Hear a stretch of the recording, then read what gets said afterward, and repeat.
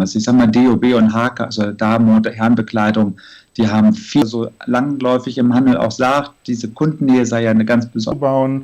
Also das heißt, es gibt vielleicht auch sogar positiv.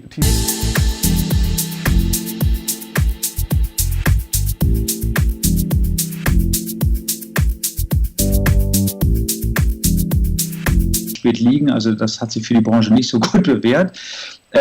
Und was wir im Magazin ist, weil wir umgekehrt sicherstellen, dass der Handel die Magazine auch bekommt und damit die Kommunikation zwischen beiden Kanälen funktioniert. Und wenn dann die Einnahmequelle wegbricht, ist das für uns natürlich schon, sagen wir, signifikant.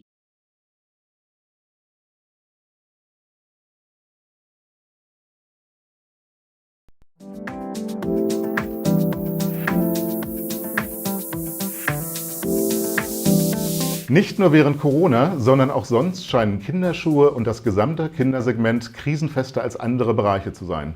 Kinderschuhe gehen immer, hört man dementsprechend in der Branche. Ob das wirklich so ist und wie Akteure aus dem Kindersegment mit der Krise umgegangen sind und welche Lösungen sie gefunden haben, wollen wir heute besprechen. Zu diesem Thema haben wir folgende Gäste eingeladen und freuen uns auf ein Gespräch mit ihnen. Marlies Hüser, Inhaberin des Schuhgeschäfts Schuhhölscher aus Emstetten. Helma Tobis, Geschäftsführerin von Viking Footwear Deutschland. Martin Paff, Herausgeber des Branchenmagazins Childhood Business. Man kann dieses Thema und die aktuelle Situation natürlich nicht diskutieren, ohne auch noch einen Blick zurückzuwerfen. Marlies, wie ist es euch im letzten Jahr gegangen? Wie seid ihr durch die Corona-Krise und diese ganzen Unwirren gekommen? Ich glaube, uns ist so gegangen wie ganz vielen. Wir hatten zunächst wie ein Todstellreflex und wussten gar nicht weiter. Danach haben wir uns aber entschieden, wir müssen was tun und haben unterschiedlichste Wege probiert, wie wir unsere Kunden erreichen können. Und ich muss sagen, gerade im Kinderbereich sind wir mit einem blauen Auge davon gekommen. Das ist natürlich sehr erfreulich zu hören. Wie muss man sich das vorstellen? Man kriegt die Nachricht, jetzt ist ein Lockdown, man darf das Geschäft nicht mehr aufmachen. Was macht man dann? Was ist so die erste Reaktion? Was war eure erste Reaktion in Emstetten? Die erste Reaktion war, wir können nichts mehr machen, wir räumen noch einmal den Laden auf und putzen gut durch und warten ab. Und dann haben wir festgestellt, es gibt Bedarf, Kunden riefen an, was sollen wir jetzt tun? Und dann haben wir überlegt, wenn uns doch jemand anruft, können wir auch in Kontakt kommen und haben darüber hinaus ganz viele Wege überlegt, wie fragen uns Kunden an und wie erreichen wir sie dann? Das heißt, wie habt ihr denn das konkret gemacht? Also ich kann mir vorstellen, wenn der Laden gar nicht auf ist, dann ist es für mich als Kunde ja sehr schwer, erstmal diesen ersten Kontakt auch zu machen. Was mache ich? Rufe ich an oder wie funktioniert das genau? Für uns war es fast am Anfang, es war das Telefon, es war Facebook, wir kriegten Anfragen über Instagram, über Google. Mein Kind braucht dringend als Beispiel Erstlingsschuhe, was soll ich denn jetzt tun? Und dann haben wir zunächst immer viele Links hin und her geschickt und haben versucht zu erfassen, was die eigentlich brauchen, bis wir irgendwann ganz schnell festgestellt haben, wir können über Videochat viel machen. Und danach ist ganz viel über Videochat gegangen und wir haben die Sachen teilweise ausgeliefert, wenn möglich. Oder die Kunden sind zu uns an die Tür gekommen, wir haben sie abgegeben. Aber wir haben festgestellt, ein Verkauf ist auch möglich, wenn wir die Kunden nicht ins Geschäft lassen können. Das ist natürlich sehr, sehr, sehr positiv. Das heißt, im Grunde haben Sie die Krise auch ein bisschen genutzt, habt ihr die Krise genutzt, um quasi neue Strukturen aufzubauen. Also das heißt, es gibt vielleicht auch sogar positive Effekte dieser ganzen Situation für euch? Ja, ganz klar. Wir haben zum Beispiel Kunden, die zu Ostern immer nach Emstetten gekommen sind, die aber in Stuttgart oder sonst wo leben, die wir jetzt ganz normal über Videochat beraten und das klappt erstaunlich gut. Wir haben unseren Radius dadurch deutlich erweitert. Im Vorgespräch hattet ihr gesagt, dass ihr auch ein Termintool quasi aufgesetzt habt, was immer noch im Einsatz ist und was die Kunden sich auch gar nicht mittlerweile mehr wegdenken können, wenn sie bei euch Schuhe kaufen wollen. Im Kinderbereich ist es ja so, dass es eigentlich immer ein Stoßgeschäft ist und Eltern bei uns oft eine halbe Stunde, dreiviertel Stunde warten müssen, bis sie dran sind.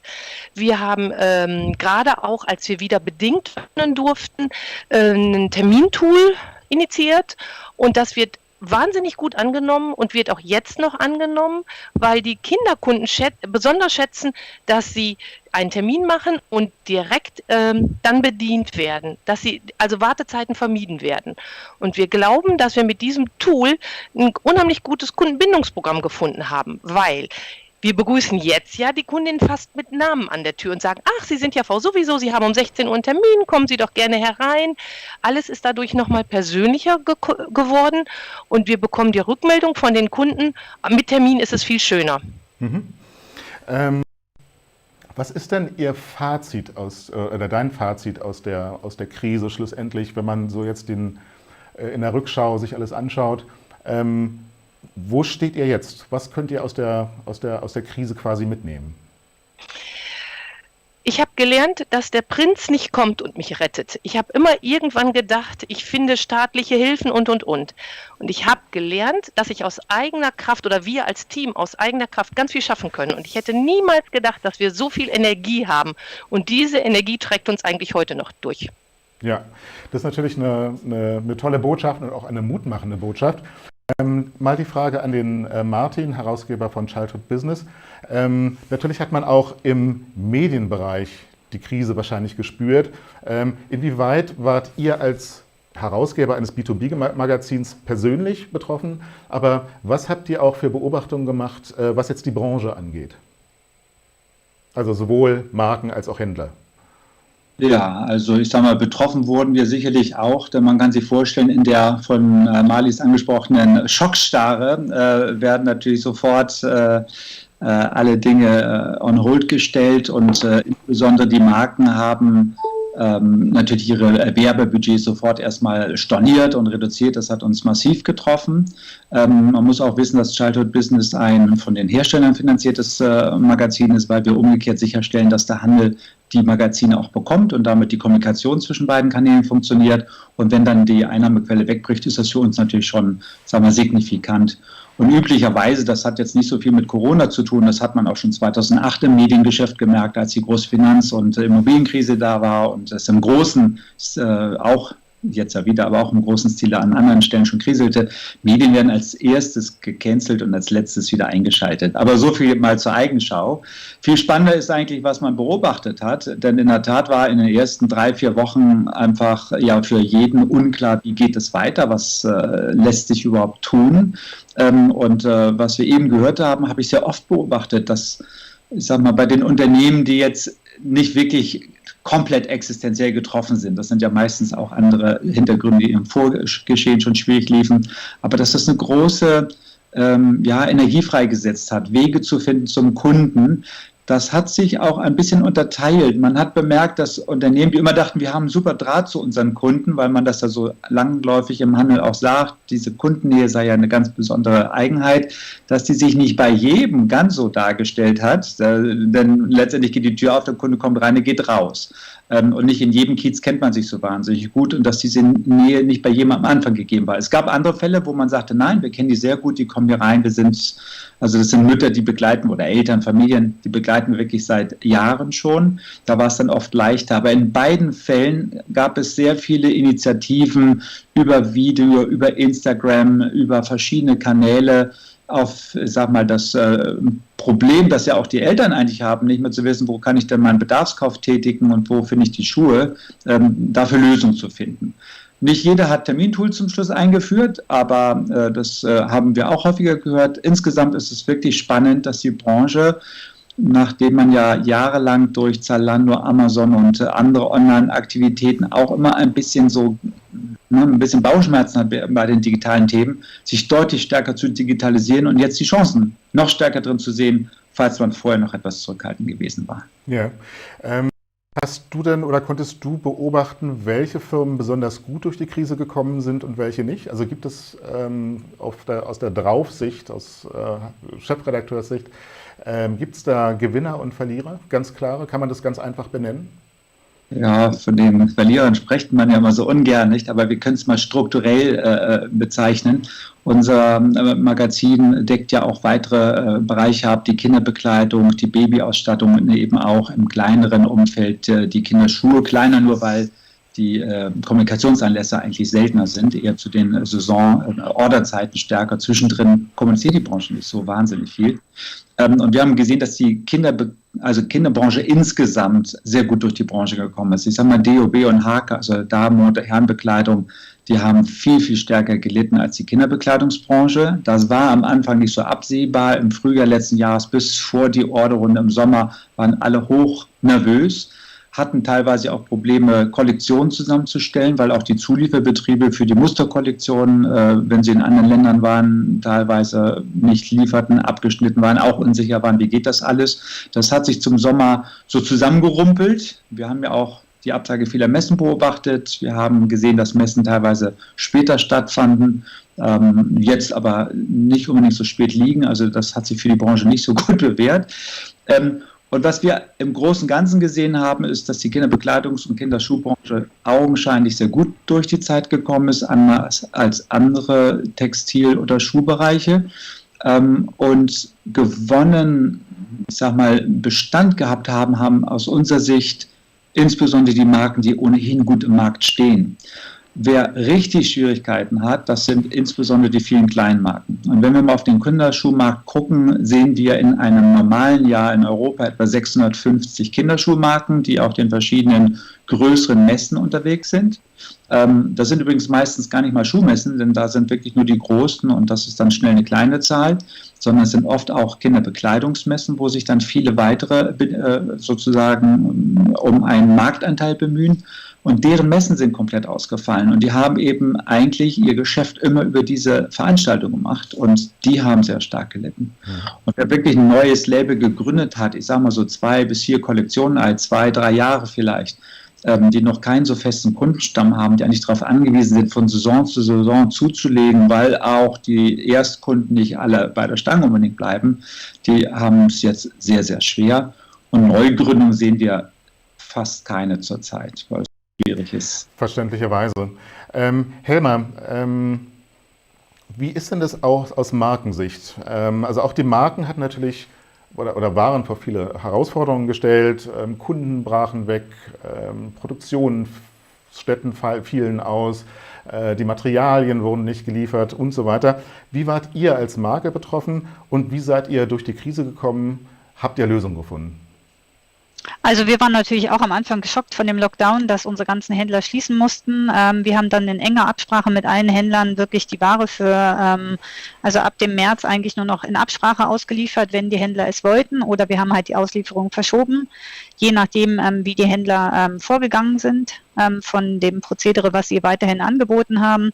Da hatten wir schon mal sehr positiv Feedback vom Handel, dass wir nicht einfach noch ad hoc unsere Ware ausgeliefert haben, sondern dass wir wirklich alles auf Stopp gesetzt hatten am Anfang. Das hat uns schon mal geholfen. Zusätzlich muss ich sagen, waren wir relativ gut vorbereitet, weil wir halt schon den digitalen Showroom bei Vivo & Shoes hatten, bei euch sozusagen, und wir dadurch weiterhin Tools anbieten konnten, unsere Ware online zu präsentieren. Also wir haben weiterhin digitale Termine dann stattfinden lassen und eigentlich haben wir ganz viele Händler durch den digitalen Showroom wirklich überzeugt, auch mal anders einkaufen zu können. Also vorher war immer der Vorbehalt nur auf der Messe oder ihr müsst kommen, es gibt keine andere Lösung, und dann mussten wir feststellen, dass mit dem digitalen Showroom, mit dem Produkt in der Kamera, Marlies lacht gerade schon so ein bisschen, es gibt wirklich auch andere Möglichkeiten, wirklich für uns als kleine Marke, also wir sind ja jetzt kein auf dem ersten Platz im Marktanteil, sondern wir sind wirklich im weiten Feld untergebracht, haben wir dann doch wirklich viele Händler erreichen können und haben eigentlich sehr, sehr gut unsere Kollektion präsentiert. Zusätzlich hatten wir Glück, dass wir im Herbst keine Verzögerung hatten. Wir haben im Herbst eigentlich relativ pünktlich unsere Ware ausgeliefert. Das hat uns auch nochmal viel geholfen, einfach gut im Handel dazustehen und einfach wirklich Abverkäufe zu generieren. Mhm. Die Marlies lachte gerade, als du den digitalen Showroom erwähntest. Hast du dann auch über den Showroom eingekauft? Habt ihr auch so ein Meeting gemacht und hat das gut funktioniert für euch? Wunderbar. Ja, ich muss wirklich sagen, ich bin eine Frau, die behauptet hat, es geht nur haptisch. Ja. Und es war also ein Riesenknoten in meinem Kopf. Okay. Und das richtig gut funktioniert. Das ist ja wirklich eine Werbesendung hier. Das ist jetzt nicht abgesprochen. Das freut mich natürlich sehr ungemein. Das ist aber so. Ja, das freut mich natürlich, dass wir da auch eine Problemlösung quasi an die Hand geben konnten. Und es gibt übrigens viele Marken, die das mittlerweile so auch machen. Das war auch natürlich das, was wir als Plattform mitgekriegt haben, dass einfach viele Einzelhändler auch gar keine Vorlagentermine mehr gegeben haben. Auch natürlich auch aus Angst, dass Corona dementsprechend wegen der Corona-Gefahr und der Ansteckungsgefahr und dass dann natürlich so ein Tool wie der digitale Showrooms und diese Live-Meetings, die dann möglich sind, sehr gerne genutzt wurden. Aber jetzt genug des Eigenlobs und der Eigenpromotion. Helma, kannst du uns was zu eurer Performance sagen? Also jetzt ohne zu viel von euren Umsatzzahlen oder so preiszugeben, schlechter, gleich oder besser als vor der Krise. Also das hört sich ja grundsätzlich erstmal sehr, sehr gut an, dass ihr da so mehr oder weniger gut durchgekommen ist. Könntest du das irgendwie so ein bisschen einschätzen, damit man so ein Gefühl hat, ist die Helma jetzt glücklich oder hat sie ein tränendes Auge dann doch noch? Also ich muss sagen, im Lockdown hat man eigentlich festgestellt, dass man eigentlich nicht mehr viel unternehmen konnte. Also zu Beginn, glaube ich, waren alle ein bisschen gelähmt, was können sie noch machen. Dann haben relativ schnell alle festgestellt, alles, was rund ums Haus ist noch möglich. Also rausgehen war Nummer 1. Ich glaube, das Spazierengehen wurde anders oder neu definiert. Also mal in den Wald gehen, all diese Aktivitäten, die man vorher eigentlich nicht gemacht hat, weil man einfach im Fußballverein war, weil man in irgendeinem Sportverein war oder weil man halt andere Aktivitäten geplant hatte, als Familie sozusagen, stand nicht im Vordergrund, aber im Lockdown haben sich alle sportlichen Aktivitäten neu aufgestellt eigentlich und das alles, was rund ums Haus oder rund um die Wohnung stattfinden konnte, stand im Vordergrund und daher muss ich sagen, sind wir mit einem lachenden Auge davon gekommen, weil wir halt einfach auch genau die passenden Schuhe dafür angeboten haben. Also wir bieten an Schuhe für schlechtes Wetter, für regnerisches Wetter. Also die Leute waren einfach viel draußen. Wir hatten ein verregnetes Frühjahr jetzt zum Beispiel. Auch der Winter waren viele einfach unterwegs, waren viel draußen und genau das ist unsere Produktpalette. Also ich denke, Marlies weiß es auch sehr gut, was wir so anbieten und daher können wir sagen, wir haben die Krise eigentlich sehr, sehr gut überstanden. Ja. Das heißt, bei euch kommen ja dann mehrere Sachen zusammen. Einmal das ganze Thema Kinder, was ja sowieso etwas stabiler ist, weil Kinderschuhe braucht man immer am Ende des Tages, Kinderfüße wachsen immer. Plus das Thema Outdoor, was natürlich jetzt auch krisenbedingt auch so einen Aufschwung erfahren hat. Marlies, war es eigentlich, also du kommst ja auch rum und sprichst ja auch mit anderen Händlern, war es eigentlich für euch als etabliertes, aber relativ kleines Geschäft einfacher auf die Krise zu reagieren als für größere Häuser? Ja, da bin ich fest von überzeugt, weil wir sind halt nur ein einzelnes Geschäft und konnten ja ganz schnell und ganz schlank reagieren. Aber meine Kollegen, die viele Filialen haben, haben sich da deutlich schwerer getan. Und ich glaube, in diesem Fall war es ein Riesenvorteil, ein kleines, einzelhandelsgeführtes Geschäft zu sein. Ja. Also da waren wir ganz klar im Vorteil. Weil ihr einfach schneller auch mit eurer Belegschaft bestimmte Themen umsetzen konntet und die auch sofort mitgezogen haben? Ja, ganz genau. Und weil ich glaube, man muss in diesem Bereich seine Kunden sehr gut kennen. Aber wenn ich ein Filialist bin und, sage ich mal, mich über eine Spannweite von 300, 400, 500 Kilometern bewege, habe ich ja ganz andere Bedingungen, die ich erfüllen muss. Ich glaube, Corona hat nochmal gezeigt, es lohnt sich auch, kleine einzelne Geschäfte zu führen, ja. Ja. Kann man das quantifizieren? Also auch, wie gesagt, ohne zu viel umsatzmäßig preiszugeben oder so. Wo würden Sie sagen, stehen Sie heute oder steht ihr heute?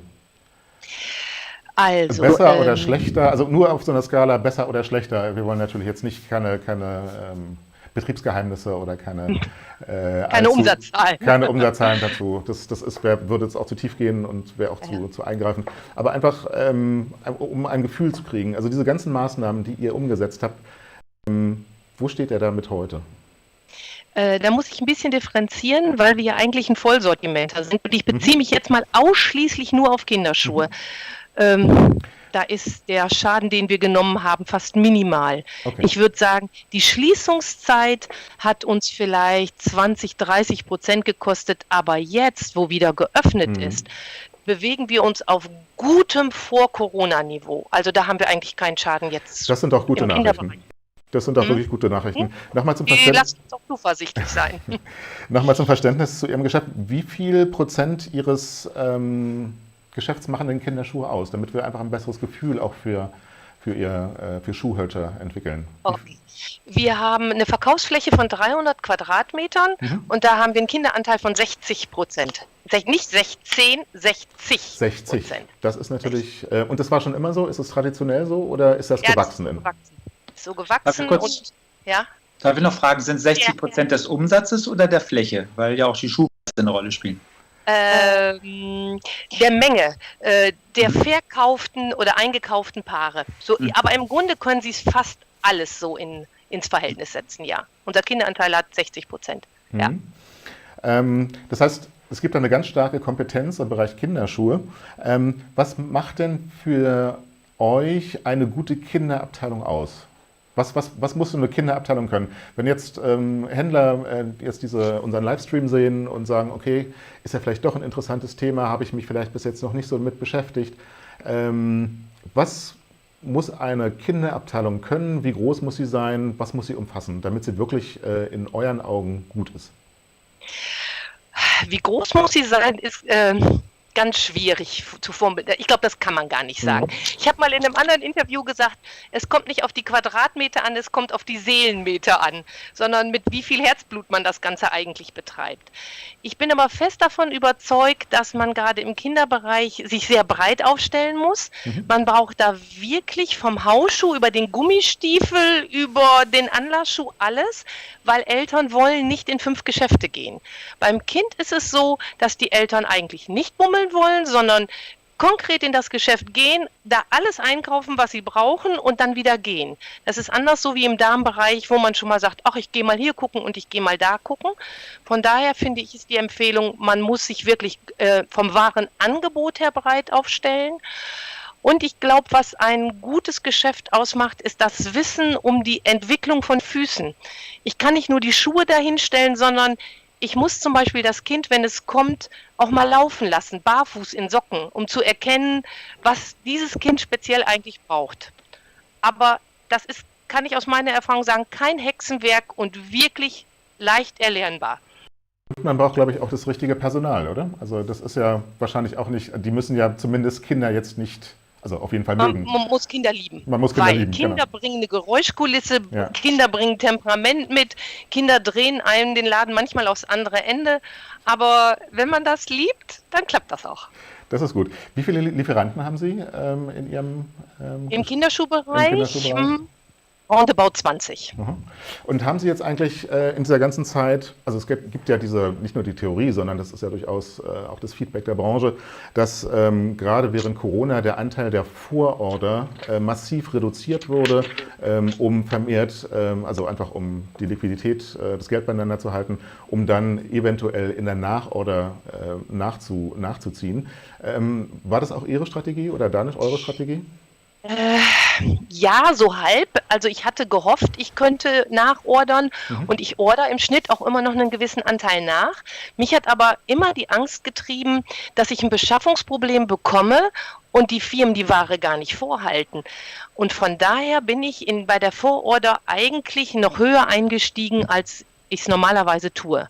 Weil ich immer gesagt habe, ich möchte nicht da stehen und keine Kinderschuhe haben, weil im Grunde war abzusehen, dass ich sie ja brauchen würde. Ja. Also ich habe meine klassische Vororder nicht reduziert, was ich glaube auch gut war, weil ich habe durchaus Warenausfälle gehabt. Okay.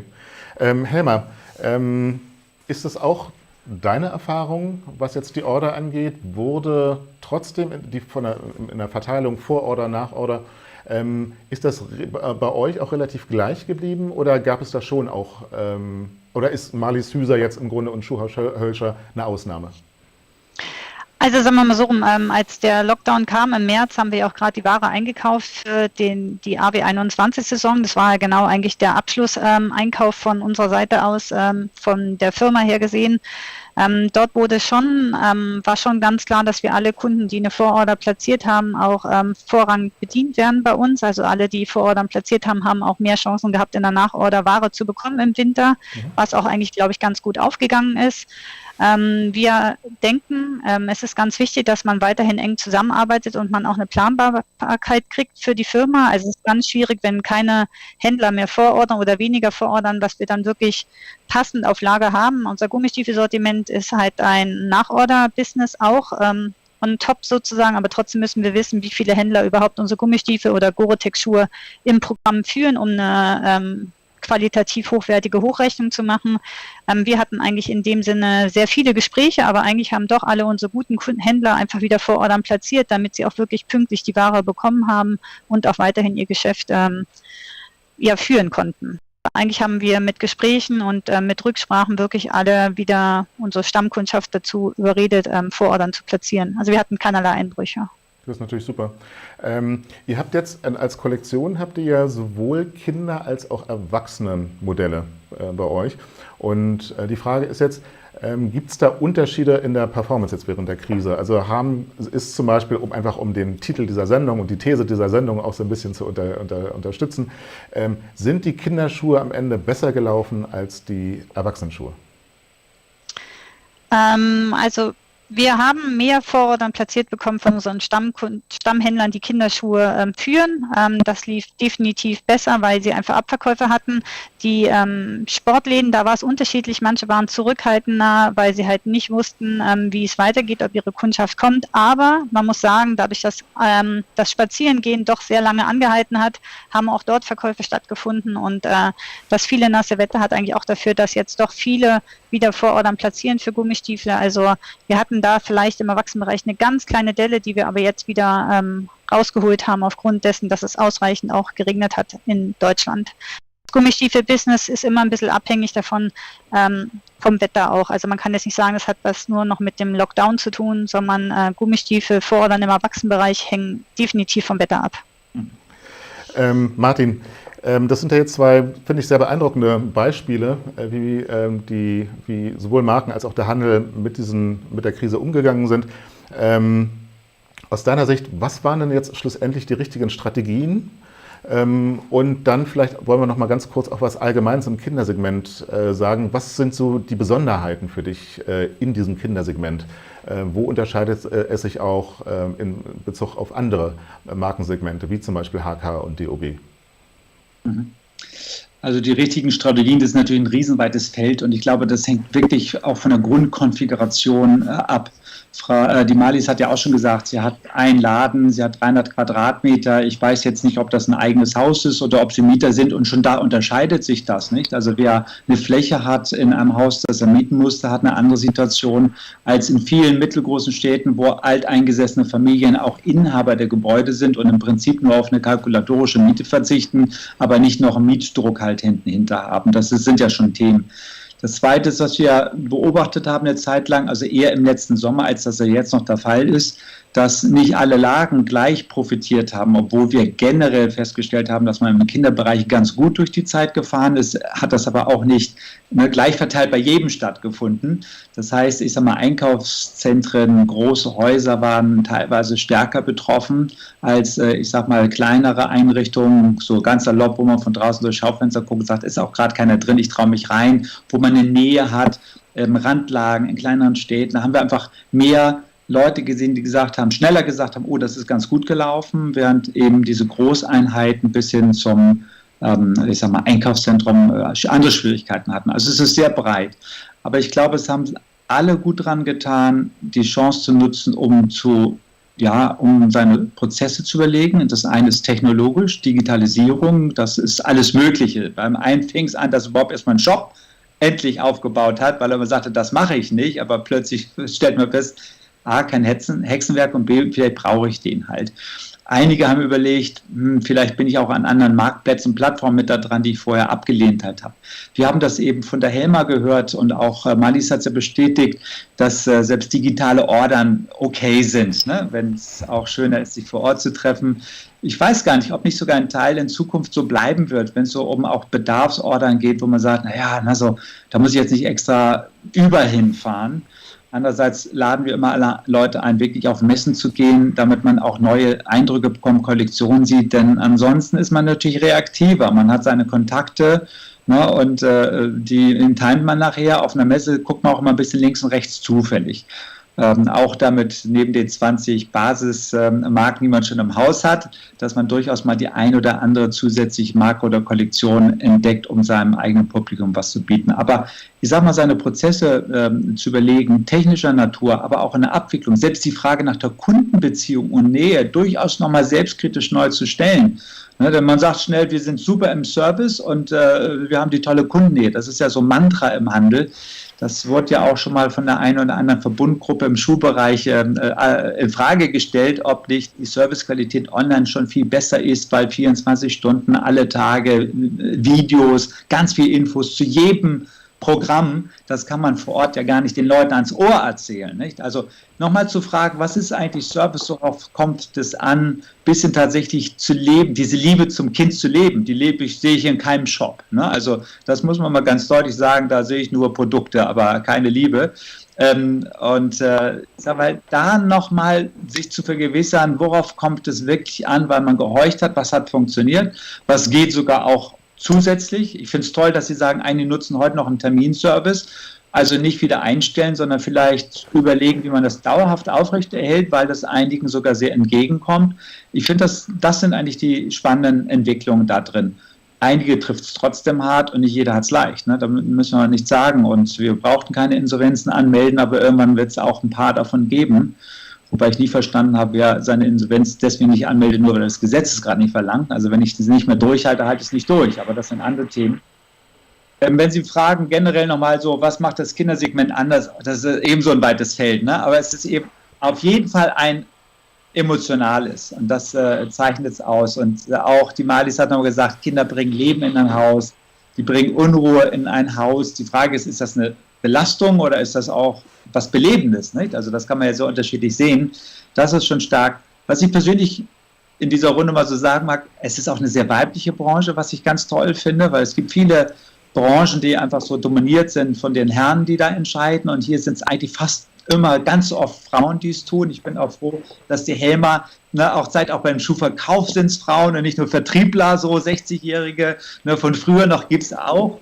Aber das ist schon eine, ich sag mal, von daher sehr angenehme Branche. Das merkt man ja auch auf den Messen und dann ist der Umgangston auch ein anderer. Und ich glaube, dadurch auch der Zugang zum Kunden ein angenehmerer. Das ist aber sehr allgemein natürlich gesprochen. Die selber haben dann auch noch Eigenschaften und Eigenheiten, aber ich sag mal, die große Mode mit der Kindermode zu vergleichen, die große Schuhwelt mit der kleinen Schuhwelt zu vergleichen, das, glaube ich, können alle, die in der Branche sind, selber ganz gut. Ja. Es gibt das aktuell, oder welche Zukunftsthemen siehst du denn jetzt, wenn man jetzt ein bisschen mal in die Zukunft guckt? Sind ja viele Buzzwords draußen und viele Themen, die auch immer gespielt werden, in der Presse gespielt werden. Ein Thema davon ist Nachhaltigkeit. Siehst du den Trend zur Nachhaltigkeit und wo wird dieses Thema für dich relevant, Martin? Sieht man den Trend, also das kann man noch besser direkt am Verkaufspunkt natürlich beurteilen. Wir sind der Beobachter. Was wir beobachten, ist, dass immer mehr Labels dieses Thema in ihre Kommunikation und hoffentlich dann im Vorwege entsprechend auch in ihr Sourcing, ihre Produktion integriert haben. Bei kleinen Newcomern ist das noch häufiger der Fall. Erstens, sie müssen nur eine kleine Produktion nachhaltig ausstatten und zweitens ist es für die oft auch das Differenzierungsmerkmal. Nicht? Wenn es nicht die Gestaltung ist, ist es eben diese Nachhaltigkeit. Was wir oft beobachten, ist, dass es eine Unsicherheit im Handel gibt, was eigentlich nachhaltig und wirklich Nachhaltigkeit ist. Es gibt da teilweise eine ganze Menge an Labels. Da wird auch schon mal gesagt, Ökotech ist auch doch grün, nicht? Weil das klingt so, aber es heißt eigentlich nur, dass bestimmte Grenzwerte nicht mehr im Endprodukt drin sind, die übrigens vorne drin gewesen sein können. Also das ist dann eben nicht so wie, wo du nicht mit Chrom gegerbt hast, kann auch nie Chrom drin sein. Wobei mit Chrom gerben heißt nicht, dass Chrom drin ist, sondern nur in einem unvollständigen Prozess kann das passieren. Aber es gibt, ich sag mal, da eine gewisse Unsicherheit manchmal in der Beratung. Ich hoffe, ich trete jetzt unserer Vertrieblerin oder unserer Verkäuferin vor Ort nicht zu sehr auf die Füße, wir beobachten das nur. Und dann ist natürlich die Frage nach der Zielgruppe, den Eltern. Also wir kennen Eltern, die sehr stark darauf achten. Und wir kennen ganz viele Eltern, und ich würde mal sagen, der große Teil, dem das nicht ganz so wichtig ist, insbesondere im Kinderschulbereich. Das ist dann schön, wenn man das noch oben drauf legt, das ist schön, wenn es da so mitklingt, aber irgendwie ist es zum Schluss doch oft der Preis. Und das darf man nicht unterschätzen bei dieser Diskussion. Also ich glaube, es wird immer etwas größer dargestellt, dass Nachhaltigkeit jetzt überall ist. Das kennen wir auch in unserem eigenen Konsumverhalten. In wie vielen Beschaffungsthemen des Alltags sind wir doch nicht ganz so nachhaltig, obwohl wir uns da schon sehr angekommen fühlen. Im Kinderschulbereich ist es auch ein bisschen schwieriger, sogar als in der Kinderbekleidung, weil es dort noch bessere Standards gibt, sage ich mal, die sich leichter durchhalten lassen. Aber es ist ein gutes Thema, es ist ein relevantes Thema, es ist ein Thema, was junge Labels viel spielen, aber ich fände es schöner, wenn es die großen Labels noch stärker machen würden. Mhm. Wir sind ja hier in Berlin-Prenzlberg und also ich kann aus eigener Erfahrung und auch eigener Lebenserfahrung, habe auch Kinder, durchaus berichten, dass das hier bei den Hipster-Muttis und im Kiez durchaus ein Riesenthema ist, die sehr, sehr darauf achten. Aber das ist eben auch Berlin-Prenzlberg oder Berlin-Mitte oder das sind die gentrifizierten Ecken am Ende des Tages der großen Städte. Marlies, wie sieht denn das bei euch in Emstetten aus? Gibt es da eine aktive Nachfrage nach dem Thema? Kommt jemand zu euch ins Geschäft und fragt, habt ihr denn auch nachhaltige Schuhe oder ist dieser Schuh nachhaltig oder wird das Thema bei euch gespielt? Stelle ich bis jetzt so noch nicht fest, aber ich glaube, dass auch da ein Stückchen die Verantwortung bei mir als Einkäuferin liegt, dass ich den Kunden das im Grunde anbieten muss. Ich würde heute behaupten, 10% meiner Kinderkunden würden sich für einen nachhaltigen Schuh entscheiden, wenn ich sage, der eine ist nachhaltig produziert, der andere nicht. Dann sind die auch bereit, mehr Geld dafür auszugeben. Ich glaube aber, dass wir gar keine andere Wahl haben, als da den Schwerpunkt hinzulegen. Weil die jetzt ein Stückchen auf der Straße sind und demonstrieren und was anderes verlangen, die werden das auch für ihre Kinder wollen. Und da müssen wir heute mit beginnen, weil wir können nicht irgendwann mal sagen, Schalter umgelegt, jetzt ist alles nachhaltig. Also wir achten schon sehr darauf und wir hinterfragen auch unsere Lieferanten. Wo lasst ihr produzieren, wie lasst ihr produzieren und gibt es Argumente für uns im Verkauf, wo wir die Sachen nochmal anders herausstellen können. Ich glaube, das Thema, dem muss man sich ganz zwingend widmen. Da kann man nicht die Augen vor verschließen. Absolut. Aber nachgefragt vom Kunden wird es bei uns, so auf dem platten Land, noch nicht so vehement, nein. Aber Helma, bei euch wird das Thema Nachhaltigkeit spielt eine zunehmend große Rolle, hattest du gestern im Vorgespräch gesagt. Was kannst du uns darüber erzählen? Du hast uns, glaube ich, auch was mitgebracht, soweit ich weiß, aber auch Viking Footwear spielt das Thema Nachhaltigkeit ja jetzt auch zunehmend. Also wir sehen auf jeden Fall eine zunehmende Bedeutung in dem Thema grundsätzlich, also einmal von der Beschaffungskette, die halt Marlies auch schon angesprochen hat, wo produziert wird oder auch wie die Beschaffung der Materialien stattfinden, unter welchen Bedingungen produziert wird. Aber wir sehen halt auch immer mehr Nachfragen, welche Art von Materialien verwendet werden. Wir haben jetzt gestartet, mehr recycelte Materialien in unseren Schuhen zu verwenden und ich habe auch mal 2 Beispiele mitgebracht von der neuen Sommerkollektion 22. Die ich euch gleich in die Kamera kurz halte, aber vorneweg ist es bei uns so, wir sind halt Outdoor-Schuhlastig sozusagen, wir arbeiten sehr viel mit Gore-Tex und auch Gore-Tex ist sehr bemüht, hier eine Lösung zu finden, nachhaltiger zu werden. Sie sind jetzt mit einem nachhaltigeren Membran auf den Markt gekommen für 22, für Sommer. Und auch das haben wir dann natürlich sofort auch in unsere Produkte verarbeitet. Dort ist das Lining quasi aus recycelten Materialien gemacht, nicht das Membran an sich, das ist so wie vorher auch, aber immerhin schon mal andere Bestandteile sind nachhaltiger geworden. Und wir haben zusätzlich uns Gedanken gemacht, welche Materialien können wir denn noch am Schuh aus recycelten Materialien zum Beispiel herstellen. Und ich habe jetzt mal 2 Schuhe mitgebracht. Das ist einmal der Ask. Ich weiß nicht, ob man es jetzt ganz gut sieht in der Kamera. Das ist ein All-Year-Schuh sozusagen für kleine Kinder, ist halt ein kleiner Wanderschuh mit Doppelklett. Hier haben wir halt recycelte Materialien in der Sohle, im Obermaterial, und wir haben das neue Membran von Gore-Tex verwendet und kommen damit auf 85% Anteil recycelter Materialien. Und bei unserem Klassiker, den Wehme, den wir schon sehr lange im Programm haben, den Marlies auch schon kennt von mehreren Präsentationen, dort ist es so, dass wir halt auf 60% jetzt kommen. Also wir arbeiten sehr stark daran, hier mehr Fortschritte vorzuweisen, um halt den Anforderungen der heranwachsenden Generation gerecht zu werden. Das ist doch eine gute Nachricht. Zum Schluss vielleicht noch, wollen wir so ein bisschen in die Zukunft gucken. Und da habe ich noch eine Frage an Marlies.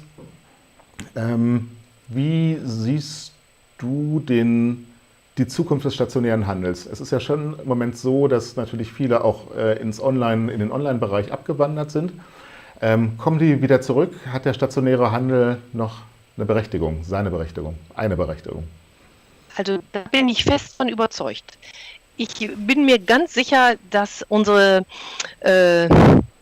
Daseinsberechtigung durch Corona nochmal deutlicher geworden ist, weil das von Mensch zu Mensch ganz entscheidend ist. Ich glaube auch, dass so diese Beratungsintensität, die man einfach als Serviceleistung mitbietet, der vom Kunden honoriert wird, ja. Ich glaube fest an den stationären Einzelhandel, was aber nicht heißt, dass ich nicht glaube, dass es eine Kombination aus allem ist. Also wir verwehren uns überhaupt nicht gegen das Digitale. Ich glaube, wenn wir es schaffen, alles gut miteinander zu kombinieren, werden wir super erfolgreich sein. Ja. Ja, das ist doch mal eine sehr mutmachende Botschaft sozusagen hier am Ende. Und soweit ich es mitbekommen habe, neulich aus dem Schuhkurier natürlich gelesen, habt ihr auch ein Buch geschrieben, Sie und Ihr Mann oder Ihr Mann und Sie, wo sozusagen diese ganzen Erfahrungen der letzten Monate, des letzten Jahres auch zu Papier gekommen sind. Könntest du noch was zum Buch sagen? Also was erwartet den Leser des Buches?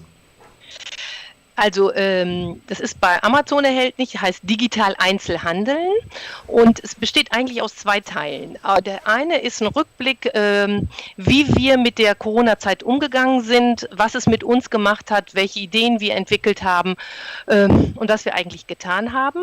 Und der zweite Teil geht darum, wie es der Titel sagt, Digital Einzelhandeln, dass wir verknüpfen müssen, den Mut zu haben, auch digital zu werden, und dass das nicht zwingend heißt, ich muss jetzt Hunderttausende Euros ausgeben, um irgendwie im Netz gesehen zu werden, sondern wie verknüpfe ich diese beiden Wege? Das ist eigentlich der Inhalt des Buches. Ja, ein spannendes Projekt, ja. Und für alle, die interessiert sind, natürlich auch nochmal einen Link zu diesem Buch bei uns in der Beschreibung unter dem Video, sodass jeder dann auch klicken kann und sich das Buch auch anschauen kann. Helma, ein Blick in die Zukunft. Wenn du jetzt deine Kristallkugel anschmeißt, was siehst du, welche Markttrends siehst du bezogen auf die nächsten Jahre? Womit rechnest du, worauf stellst du dich ein? Ich denke, dass die Schuhspezialisten, die jetzt sich schon mit neuen Wegen, also durch die Corona-Zeit geschlagen haben, definitiv im Markt bleiben und dass wir mit denen weiterhin gut zusammenarbeiten werden, weil für uns ist der Fachhandel auch sehr, sehr wichtig. Also gute Beratung, gute Stammkundschaft ist immer wichtig für unsere Produkte sozusagen, um an die Füße zu kommen. Was man auch sehen wird, ist, glaube ich, das, was Marlies schon angesprochen hat, die Verknüpfung zwischen digital und stationär. Also ich glaube, man darf sich nicht verstecken, man sollte nicht abwarten und nur hoffen, dass alle alten Wege wieder funktionieren. Ich glaube, man muss offen sein für Neues.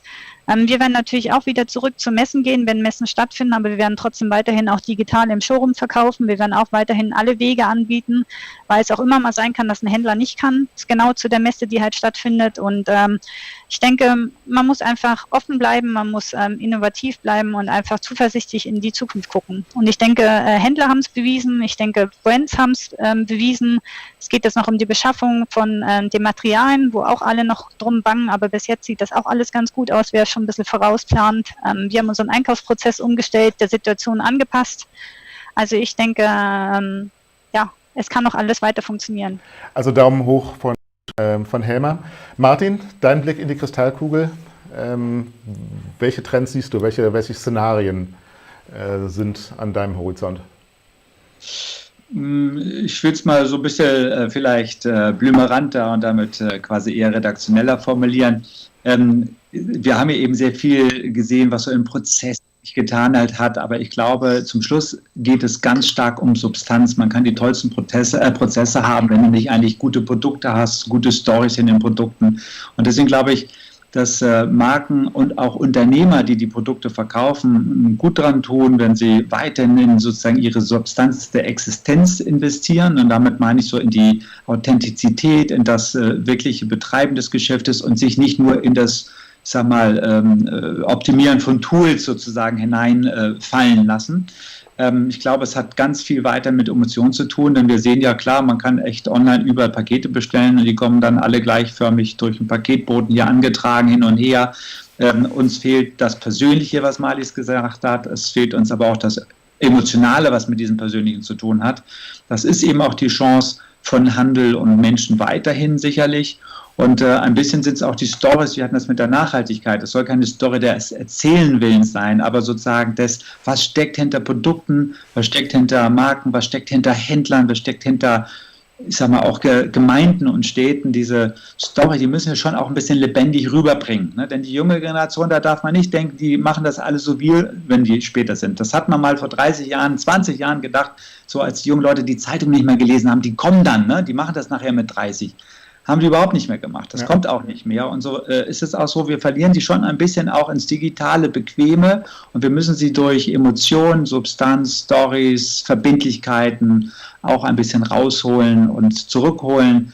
Wobei ich nicht glaube, dass das eine verlorene Generation ist, nicht, dass man es missversteht, aber es ist schon auch ein Aufwand. Man darf das nicht für selbstverständlich nehmen und daran müssen wir auch viel investieren. Bei aller Prozessliebe und bei allen Freuen übers Gelingen, also immer doch das menschliche Momentum da drin zu lassen. Das Buch von den Hüsers gibt es bei Amazon. Martin, wo kriege ich Childhood Business her? Wenn ich so möchte? Man muss ein Laden sein, dann entdecken wir den und dann bekommt er das. Ah ja, okay. Kostet das was oder ist es Na, wir sind ein sogenanntes Controlled Circulation Fachmagazin, das heißt, die Händler bekommen uns in der Regel umsonst, während die Hersteller diese auch bekommen zum Lesen, über unsere Plattform werben. Wir lernen sozusagen dafür aber von den Händlern was, welche Marken sie führen und ähnliches, was dann für die Kommunikation zwischen Handel und Marken relevant ist. Wir schicken es aber natürlich nicht jedem, sondern man braucht ein gewisses Grundsortiment an Marken und eine gewisse Relevanz in unseren abgedeckten Segmenten, dass man da reinfällt. Wer sagt, ich habe nur ein Teilsegment davon, der ist dann eingeladen zu abonnieren, denn sonst beliefern wir irgendwie die ganze Republik und das schaffen wir dann nachher auch nicht. Wunderbar. Ich bedanke mich bei euch allen für diese und ja auch tiefgehende und gute Diskussion. Zum Abschluss noch eine kleine Sache in eigener Sache sozusagen. Ich hoffe, wir sehen euch alle am 11. und am 12. auf unserem digitalen Live-Messe-Event Who's Live, was wir veranstalten werden, online auf unseren Plattformen We Want Shoes und Circular. Das ist quasi eine Live-Messe, bei der Marken, aber eben auch Einkäufer live da sind, sich sehen können, Produkte entdecken können. Es kann geordert werden oder es kann auch einfach nur sich unterhalten werden, ein Meet and Greet gemacht werden und 11. bis 12. Juli von 10 bis 18 Uhr. Bis dann, vielen Dank fürs Zuschauen und bis zum nächsten Mal. Alles Gute!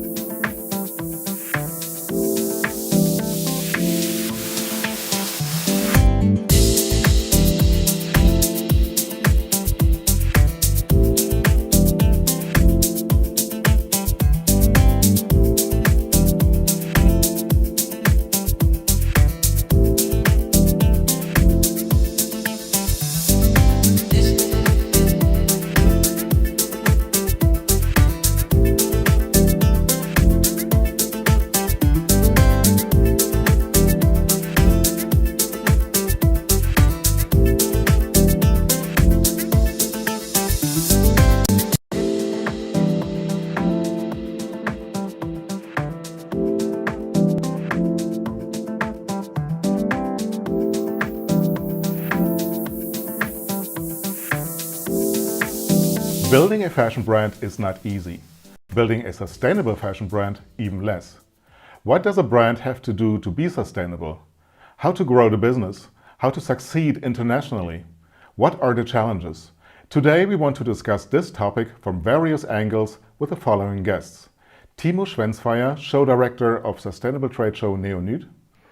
Claudia Hoffmann, co-founder and member of the board of the Fashion Council Germany. And Friederike Stolberg, co-founder and CEO of Danish bags brand Stolberg Copenhagen. Friederike, you started your brand 4 years ago and you have reached quite some success in Scandinavia. Now you're also coming to Germany. But of course, it hasn't always been like that. Once you had an idea, and could you take us through the steps that took from the idea to founding a company, and what were the challenges as a sustainable brand? First of all, it was a condition for us to be sustainable, for us to start a brand at all. Because as the world has it now, we have enough things here. So if we need to and want to create more things, then we really need to take the responsibility and do it in a sustainable way, as I see it. So this was like the condition for starting at all. So for me, it was having an idea and needing to create something. And the first issue that I met was to find a production place that could live up to the standards we have for producing sustainable. So it took quite some time, and we tried to do it ourselves to begin with, but quite quickly saw that we needed some support to be able to find the best places that could work within the conditions that we have. But I can imagine that it's quite difficult to find those places. I mean, in the beginning, there's a product, there's an idea, there's a brand name, but and probably finding a producer is not that hard in general, but finding a producer that can produce in a sustainable way even more. So how did you find that? How did you find your partners? Well, to begin with, I found some local designers in Copenhagen that I knew produced in a sustainable way. And I tried to convince them to open their places up for me, which they honestly wouldn't do because they took so long time themselves to figure out where to do, so they wouldn't open their spaces for me. But I convinced one of them to have a coffee with me, and within 3 quarters, she even offered to buy some of the really non-existent company at that time. But at least she opened her production place for me, so that was how I began. It's a small family-owned place where they make their own canvas, organic canvas, so this was how I started. And quite quickly we saw that we needed some more places because it's important for us to have more than one place where we produce. So I found a place in Copenhagen called Sourcing House, where they have a sustainable profile. So what they do is that they help brands like us to find production places that live up to the criteria that the brand has. Mm-hmm. You wanted to become a sustainable brand from the start. What does sustainability mean for you? How do you translate that in your work? Well, to me, sustainability is a lot of things. It's not only working with non-dangerous, non-chemical materials. It's within many layers. So it has to be sustainable within the way you design, the way you see seasons. So you have to work across seasons. That is what we do and what I think is the right thing to do within sustainability when you talk about fashion. And it's, of course, the way you produce, the way the workers, how your logistics work, how you transport things, how you pack things, everything you do. So we really try to think sustainability within everything we do, but it's also very important for me to say that we are not 100% sustainable, because I think that if you work with fashion, if you work with production, it's not really realistic to be 100% sustainable, but you can always do the best things possible. And we still work on trying to get better. The knowledge keeps increasing, so we try to dive into all nerdy stuff and figure out what is the best way to do it, because I think a lot of people are unaware of what is really sustainable. There are a lot of greenwashing when you talk about sustainable fashion. So to us, it's important that it's actually sustainable, not something we just say, because for us, it's something in our hearts and minds, and not something we say to get some interest. Neonut is one of the most important physical marketplaces for sustainable fashion in Europe. So at one point you also had to come up with a definition of sustainability. How do you define sustainability for you and therefore for the trade show Neonut? First of all, I really love the spirit from Friederike saying that she's not 100% sustainable, because actually that's just how it is. You can't be 100% sustainable. That's not possible at all. But what you can do is you can define how sustainable you are, how sustainable you want to be, and then you can always improve, because we will never be able to reach 100%. It's an ongoing transformation process, and that's exactly how we see it at Neonut. We have defined a questionnaire for all of our exhibitors, and there we let them give us information about the seals they're using, like Global Organic Textile Standard, Fair Wear Foundation, Oekotex, you name it. We asked them about the production process. We asked them how transparent they are, how transparent they can be. It's even possible to not using seals, but sharing information with us. For example, if you produce in Portugal, tell us with what company, give us a letter of recommendation from the company, and then we check that. Frankly speaking, we are not able to check it like super deep, so there's a lot of trust involved in this process, but I'm pretty sure that none of my exhibitors in the past betrayed us here. If they would do, and we would find it out, honestly, they would be out of the business. So there's a lot of trust within the process, but also a lot of transparency, because we ask a lot of questions about the production process and where the materials come from, and what is the location of production, and so on and so on. And even if you produce in Bangladesh, it's still possible to produce in a sustainable way. But then please make sure that the workers, especially the female workers, are allowed to be organized in a union. That they get paid living wages, that they can take vacation, that they can take a day off when they're ill, stuff like that. So it doesn't matter where you are producing. It's just about the transparency within the production chain. And this is something very specific we're asking for.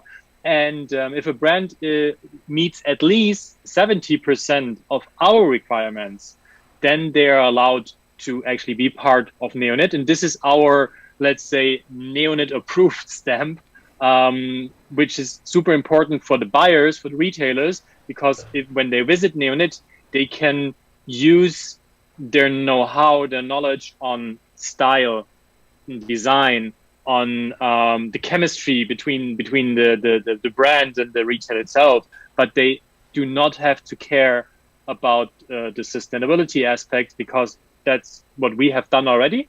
And again, they trust us, and yeah, that's how it normally works. Of course, some of the retailers are also asking us for details because they want to use it in their communication. They want to learn more about it, and then we try to be as open as possible, or to do the connection with the brands, or even with the seals, for example. But yeah, the main action point here is our questionnaire. This is our guidance tool of sustainability. Mm-hmm. Do you see a trend when it comes to aspects of sustainability? There used to be a time when everybody was vegan, and all of a sudden, you know, the recycling, upcycling came up. Do you see a trend over the last couple of years, Timo? Yeah, I mean, there's actually one big trend. It's circularity, cradle to cradle. Mm-hmm. That's a super big upcoming thing, not only the fashion industry, but every other industry as well. And I would say circularity is such a big thing. It's not going to be a trend. It will be kind of mandatory within the next maybe decade. It's hard to say because it's difficult to be circular or to also here define what exactly circular is. But I think all of the industries on this planet have to be circular at a certain point and within a quite short time frame. So this is absolutely a big thing. Also, another thing we can see, and I'm pretty sure we will see that in January physically, again, hopefully in Frankfurt at Neonet, is the combination of performance, fashion, and sustainability. We really can see that more and more performance and outdoor brands are stepping into the sustainable world, but quite huge and very strict and very concrete in what they want to do. And this is something we want to support as well. We want to show it. And the third thing is that we can see that the Sustainable Development Goals from the United Nations are getting more and more well-known, more and more important to get connected with and to commit to the SDGs. And we really can see that it's a communication tool at a specific point, but it's also kind of a starting point that you can talk about your status quo when it comes to SDG 13 climate action, when it comes to SDG, I think 12 life below water, stuff like that. You can talk about your status quo, and then you can talk about the action points. What are you going to do to become more sustainable? So the SDGs are a quite, maybe not easy, but a quite accessible tool to talk about sustainable actions within your brand, company, organization, whatsoever. And this is also one of the bigger trends. And I really can recommend to work with the SDGs by heart because they're so accessible and so easy to use, but only at the first point. When you go deeper, then you really have to be concrete about your action points. Claudia, of course, we're also curious what your take is on sustainability. Where do you see specifically the challenges for sustainable brands? What is your take on the topic? Your sound is muted. So for us as Fashion Council Germany, we are the patrons who support and empower German fashion design and design landscape in Germany for visionary and more technical and sustainable global markets. So I think it's super important also for us to initiative to give the designers a platform, and with our lobbying work with the politics in the industry to give them a platform to learn to be sustainable. And we have programs for that, fellowship programs, and like the sustainable program we support together with the Berlin Senat, or with, of course, Neonet and the Messe Frankfurt. So to give the young designers the possibility to learn through experts how to create a sustainable brand. And as Friederike said before, that it's not important that you, first of all, be 100% sustainable, but you are responsible of what you're doing. So you take care. So it's also like to see what you want to do and what your design is standing for, and that you have a vision and a mission with your brand, and not only to create something that no one needs. Or you really have to think about, if you create something or produce something, for whom is it, and what you want to say with it, and how people can wear it, and how long does you can wear it. So quality, design is super important. And I think that with our programs, we do a great work, and to educate them through experts and our work, that we are supporting designers for the future, But that they are doing the right thing. You're making a great point there. If we talk about sustainable fashion, there's two parts in that term. There's sustainable and then there is fashion. I think pretty much all the brands do take great care about the sustainable aspect. But Claudia, do you have the feeling that the fashion aspect is good enough in today's sustainable fashion community? Or could it be even better? Or the other question, to put the question a little bit different, would high fashion and sustainability, trends and etc., also work with sustainability? Does that go together? Yes, I think it goes quite well together, as we see like Stella McCartney doing it since years and years. And for me, the best thing is that you don't, that the customer don't have to question, is this sustainable? It has to be, first of all, the customer has to love it, to like it, because of the design and because the customer wants it. And then there should be no question that it's sustainable. So for me, the responsibility is coming from the designers, from the industry, that they give their customer the right product. So I think it's for high street fashion, for high fashion, there's always a solution to produce sustainable. And so Timo is more the expert of this with all the work he is doing for such a long time, that also the technology changed a lot.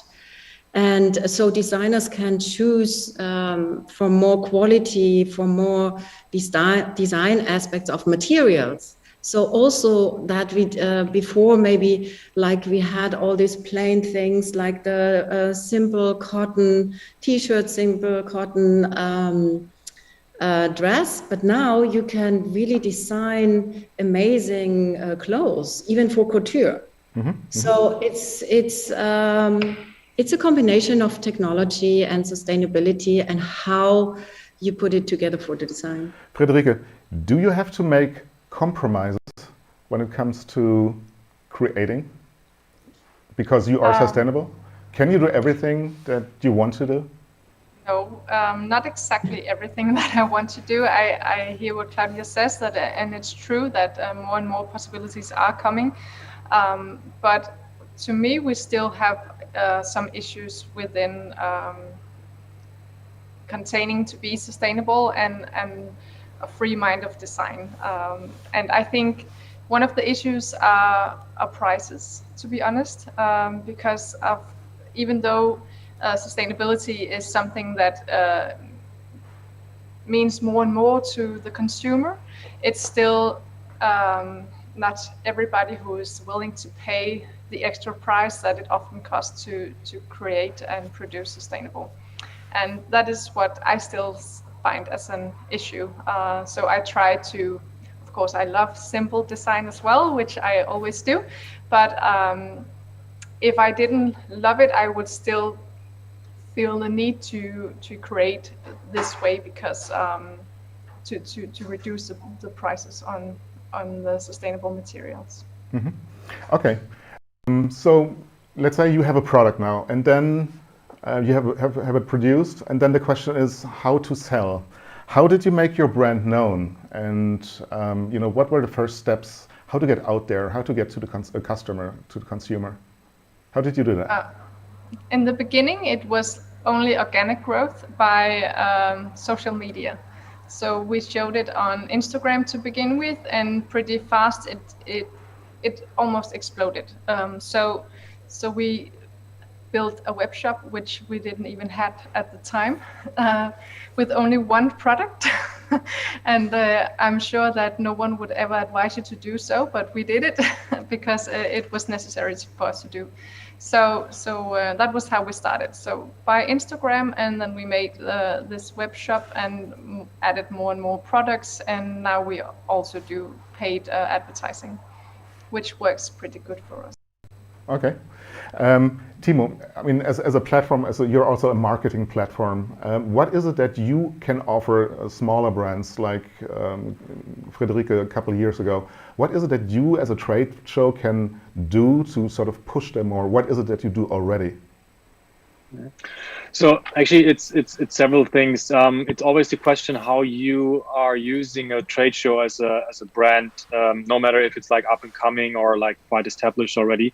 First of all, it's being part of a marketplace. So getting access to retailers, getting access to buyers, but also getting access to press, to influencers, even to people who are just like part of a community or part of a network, but still could be interesting to know because of potential upcoming projects in the future. But of course, it's always about sales. So the buyers and retailers are quite important. And Neonit in the past, like the last physical show we had, unfortunately, in January 2020, so 1.5 years ago.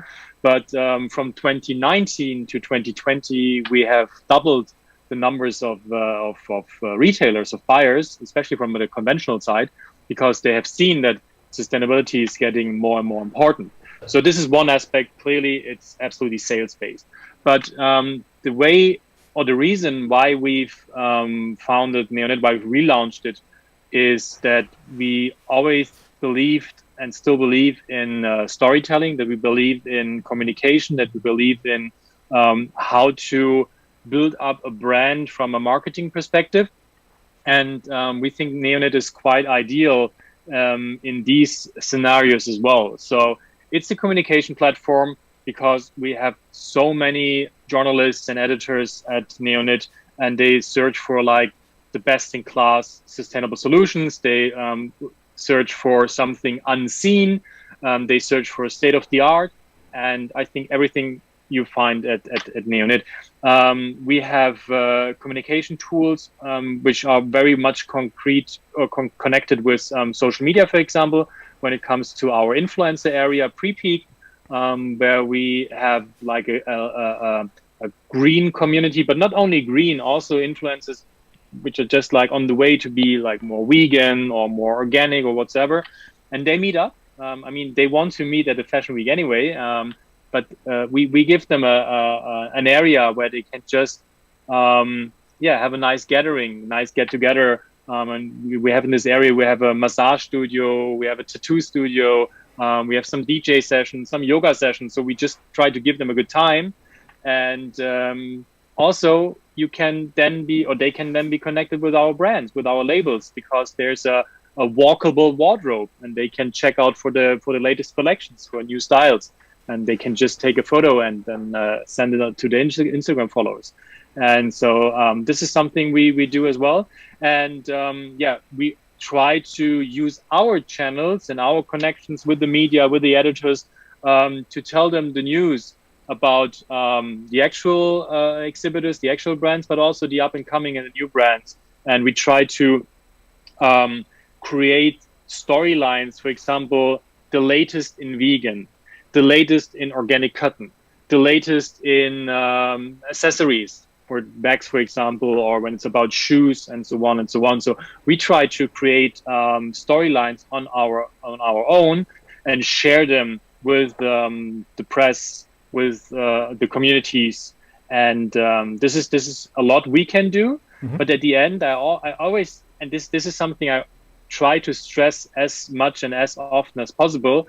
And I'm pretty sure, Friederike, we also talked about it when we met in Berlin last time, that at the end, it's also about the brand itself. No matter how big you are, no matter how established you are, a brand has to show themselves in a progressive way, in a modern way, in a stylish way. And it doesn't, honestly, it's not about 6 square meters or 60 square meters. Of course, the bigger the booth, the easier to get seen.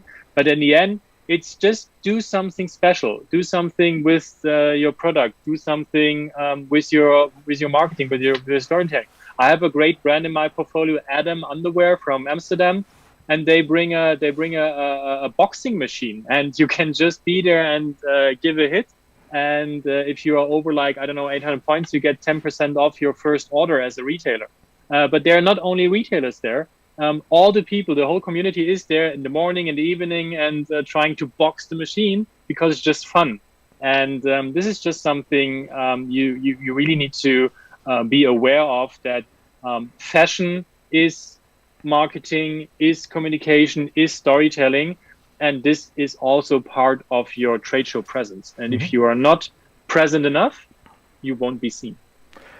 Very much true. And especially Claudia, I mean, you're an expert, a true expert when it comes to visualizing and to marketing. And I mean, that's the other hat that you're wearing, as you always say. You're not only part and member of the Fashion Council Germany, but you're also a consultant, a well-known consultant and a successful consultant. What is it that sustainable fashion brands can do to improve on the visual end, on the communication end?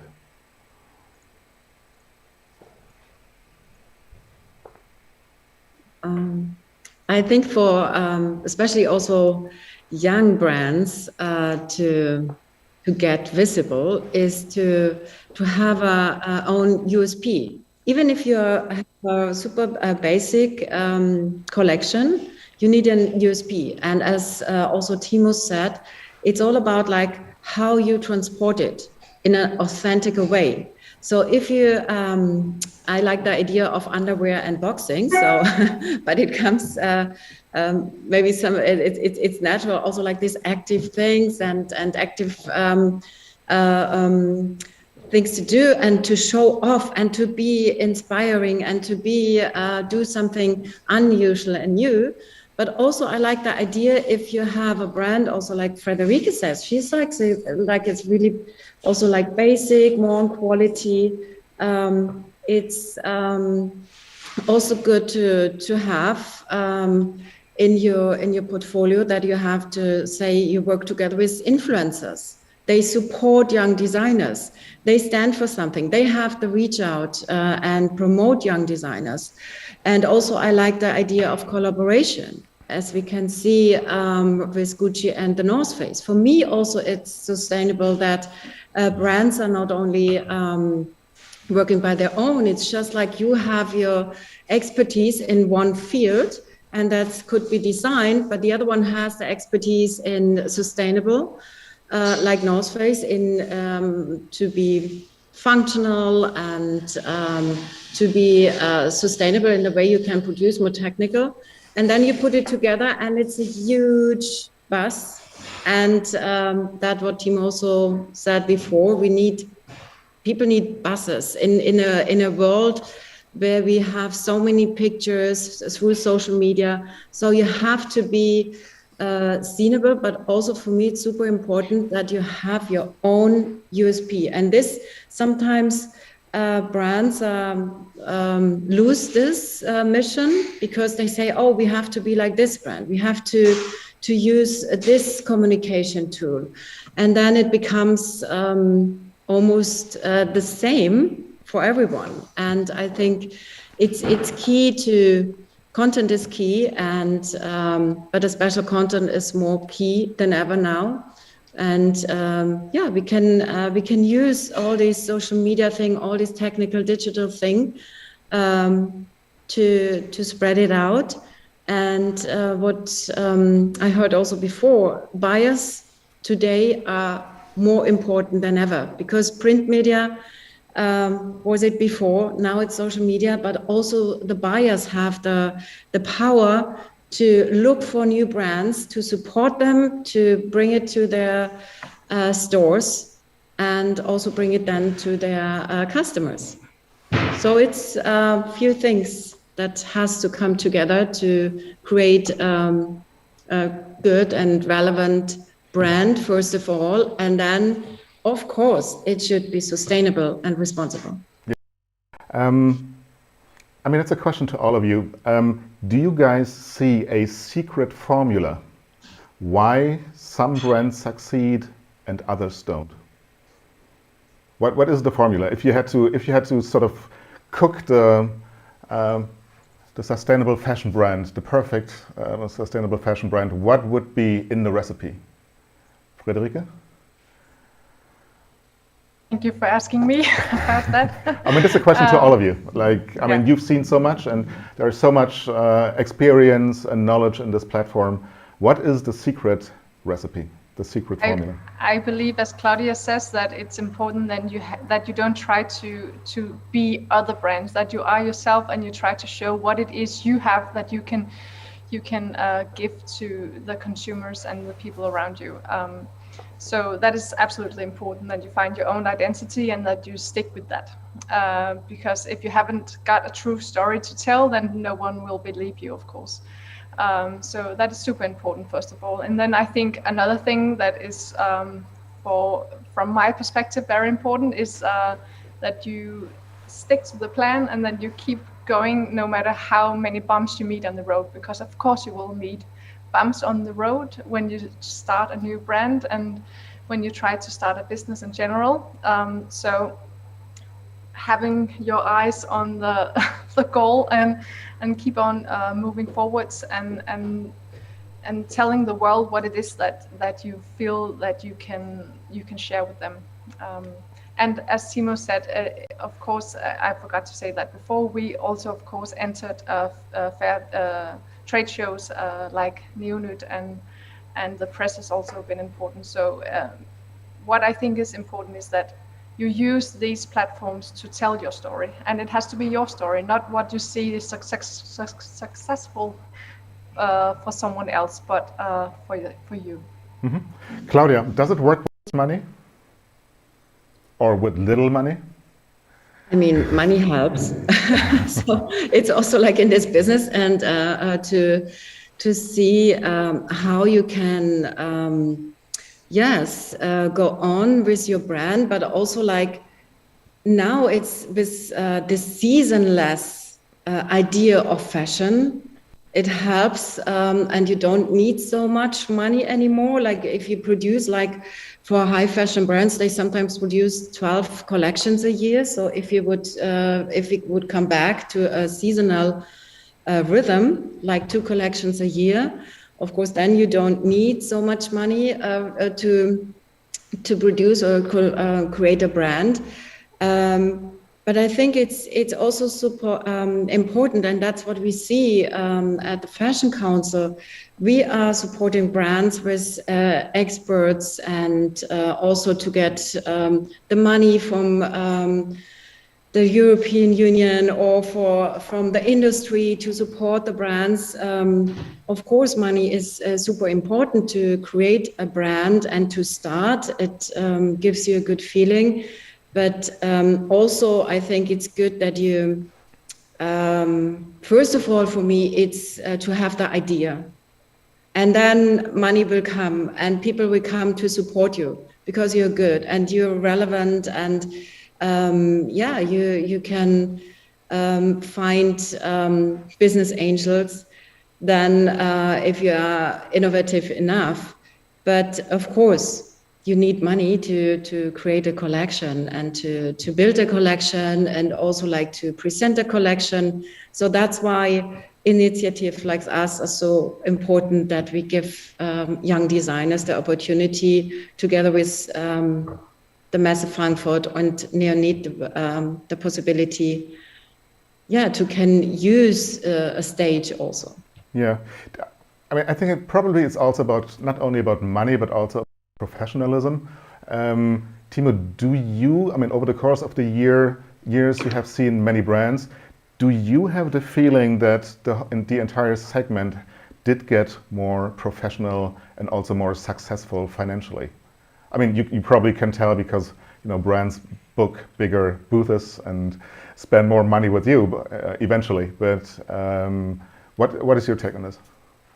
Well, I mean, what I can say is that when we have opened the registration for Neonyt this summer, and it was open until end of April, beginning of May, because we still believe we can have a physical Neonyt, and then we had to close it down because of the numbers from Corona. But until then, we were on the same track, even a little bit better than January 2020 when you compare the times. So I would say absolutely yes. The sustainable brands are absolutely professional, and they have become more and more professional over the course of the last years. I would say, especially last 3-4 years, and they have the power. Of course, some are struggling. I mean, a lot of brands, a lot of companies are struggling, and some are struggling here a lot. But the basis they have founded over the last years, is really, really good, and it's very stable.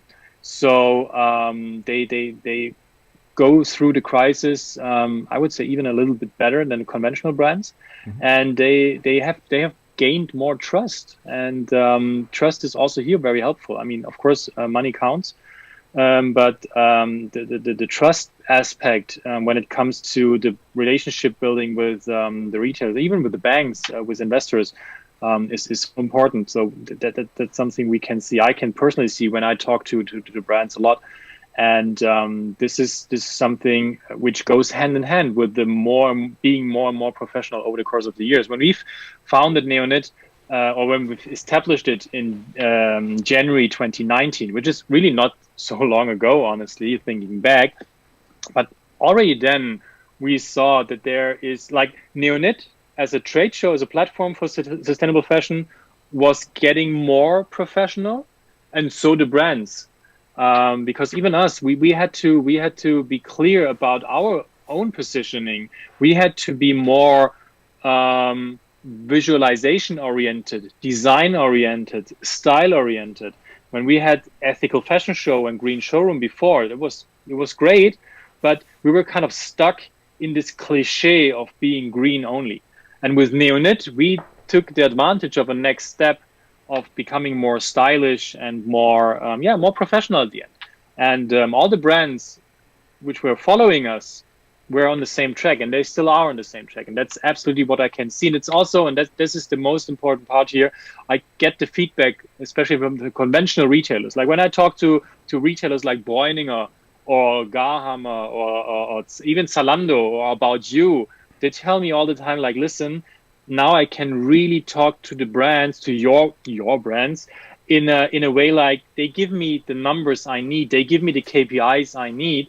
And 5 years ago, it was really difficult. They were struggling. When Bräuninger was joining Ethical Fashion Show 5 years ago, and we're trying to sit down with one of my brands, like, oh my God, I have to completely explain them the way of doing business. And now all the brands are prepared. They're like, okay, you're a buyer.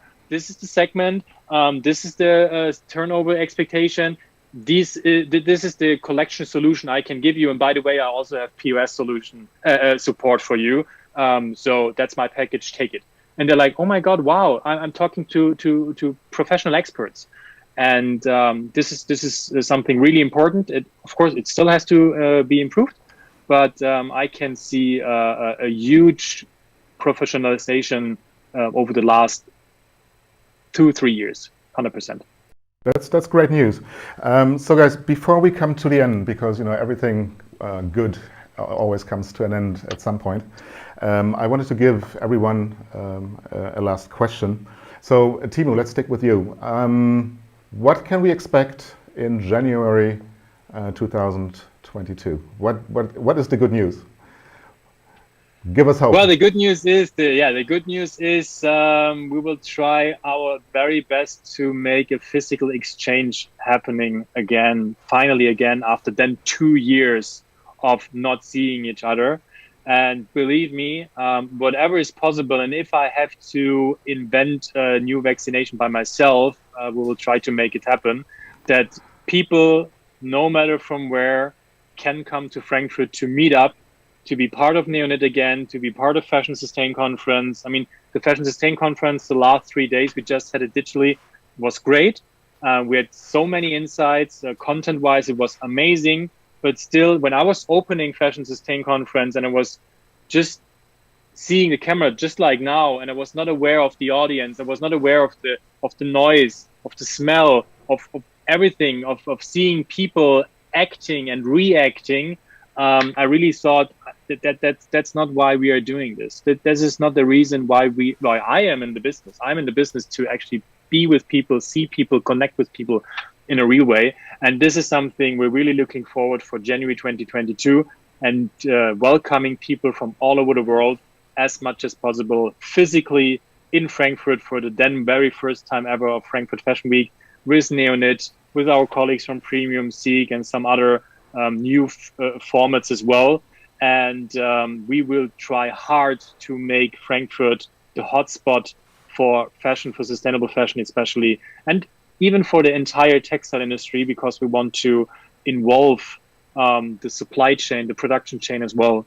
And this is something I'm really happy about, I'm really already proud of, and something we are absolutely looking forward to.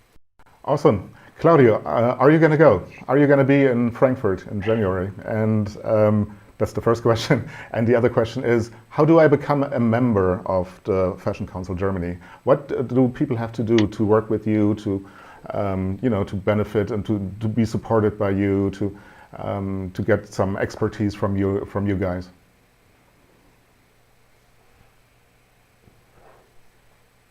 So yes, I will go to, of course, I go to Frankfurt, and I'm really looking forward to see the exhibition, and I hopefully we can see each other, Timo, then in real life.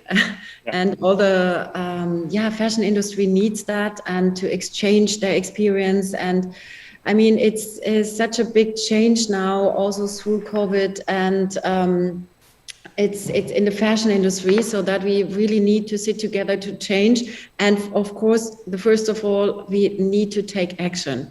So it's a lot of talking through all these times, but now we need to act. And this is also from my side, I wish to that also the buyers and so then the consumers change their behaviors on behalf of sustainable fashion, to understand a little bit more what is sustainable fashion, and to spread it out, to take it out, and to support the brands who work sustainable and responsible. And how you become member, just go on our site, fashioncouncilgermany.org. So, and then you find under membership everything you need to know to become a member. And we would love if you join the Fashion Council. So we are always interested in great members to shape the industry together, and to be supportive. And that's what we need. And So who can join? Can anybody join, or do only certain people, only brands, or who is able to be? No, you can also join as a journalist, or as a brand, of course, or like the industry can join. So also like for the industry, you can be also a partner of the Fashion Council, and we can also do programs together, what we do now also with the Otto Group, for example, the Messe Frankfurt I mentioned before. So, and Swarovski, we did amazingly fantastic programs together, educational programs. And so there's no exclusion for everyone. So join us, be with us, and as I said, shape the industry together. That's great news. Friederike, what are you up to? Where do you see yourself in 5 years from now, and how to get there in 2 sentences? Okay, 2 sentences. No, a bit longer. I will be going to Germany as well with the brand, trying to go further out in the market there. This is actually the next step that we're working on, so you guys can help me a little bit maybe. Yes, and then we will, as you talked about a little bit earlier, how to make your growth happen. We will be working on a fusion with one of our producers who are actually circular, so we can be even better within sustainability. That's great news. So we're all looking forward to that. Guys, it's been a pleasure talking to all of you. Thank you for your time and for your insights and for your knowledge. It's been great fun. For all of you watching, please, this is live streamed during our Who's Live trade show event. So after this, please go and visit all the digital showrooms on our platform. There you also can find the designs of Friederike Stolberg in the digital showroom of Stolberg and many, many others. It's been great. Thank you, and see you guys the next time. Thank you.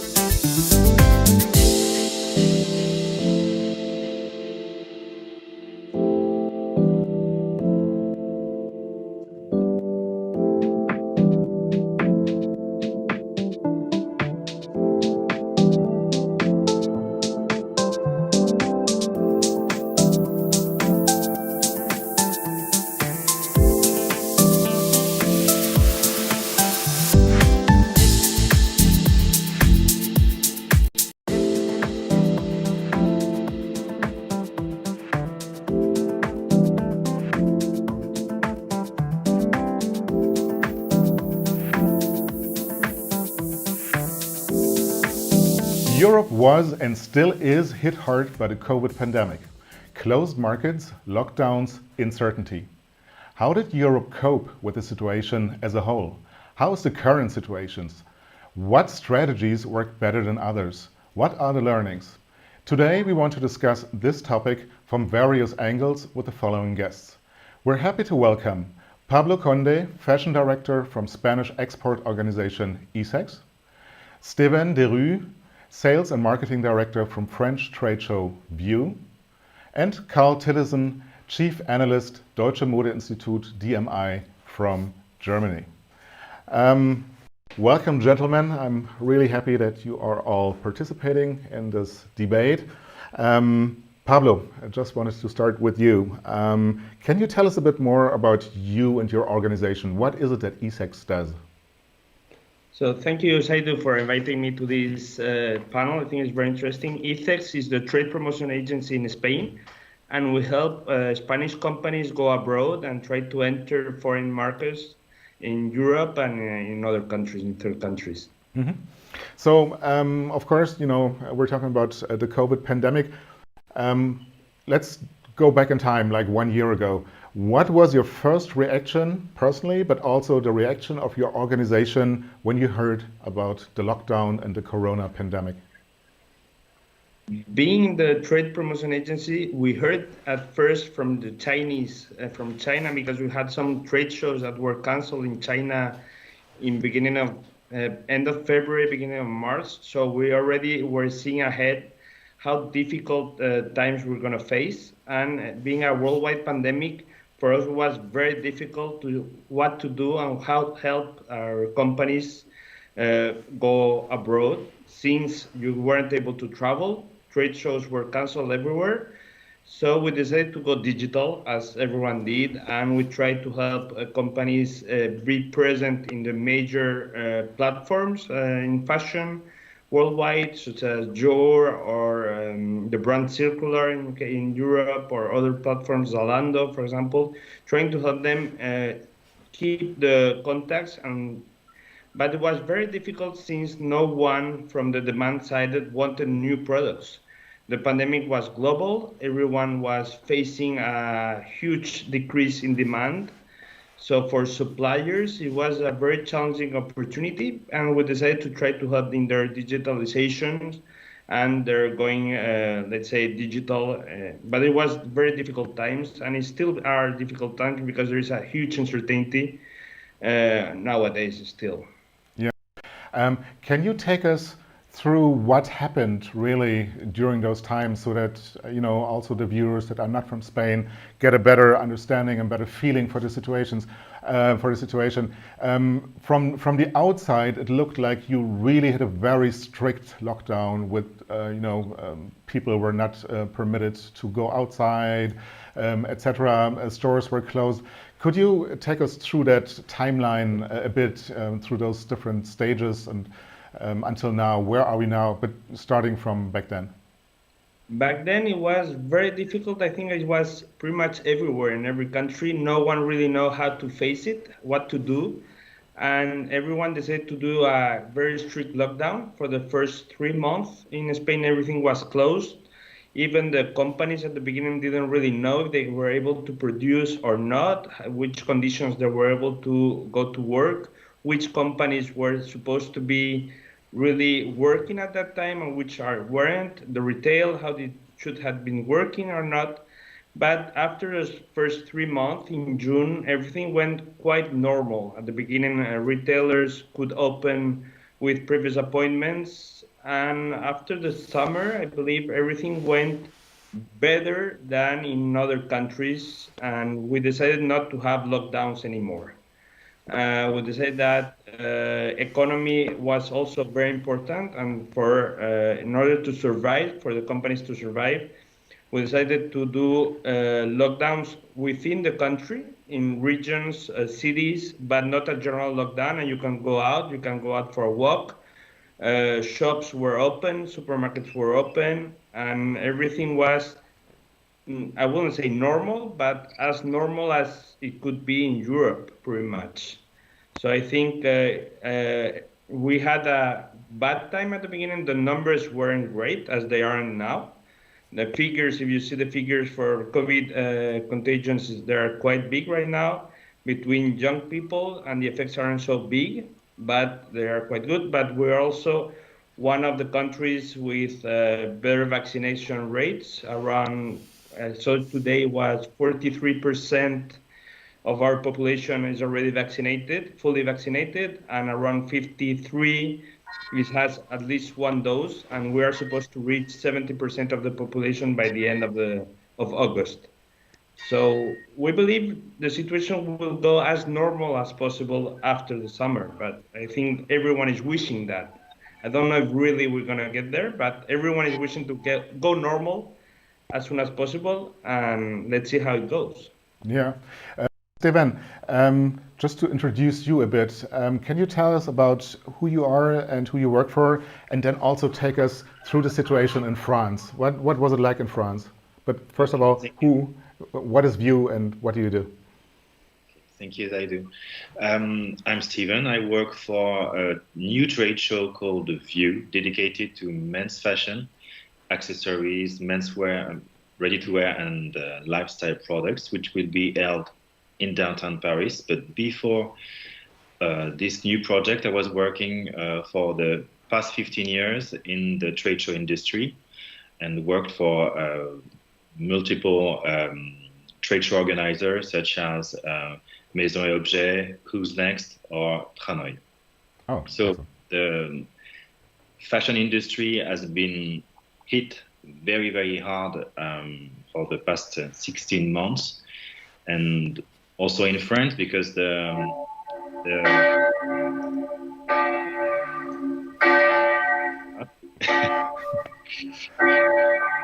Go ahead, just. I'm waiting.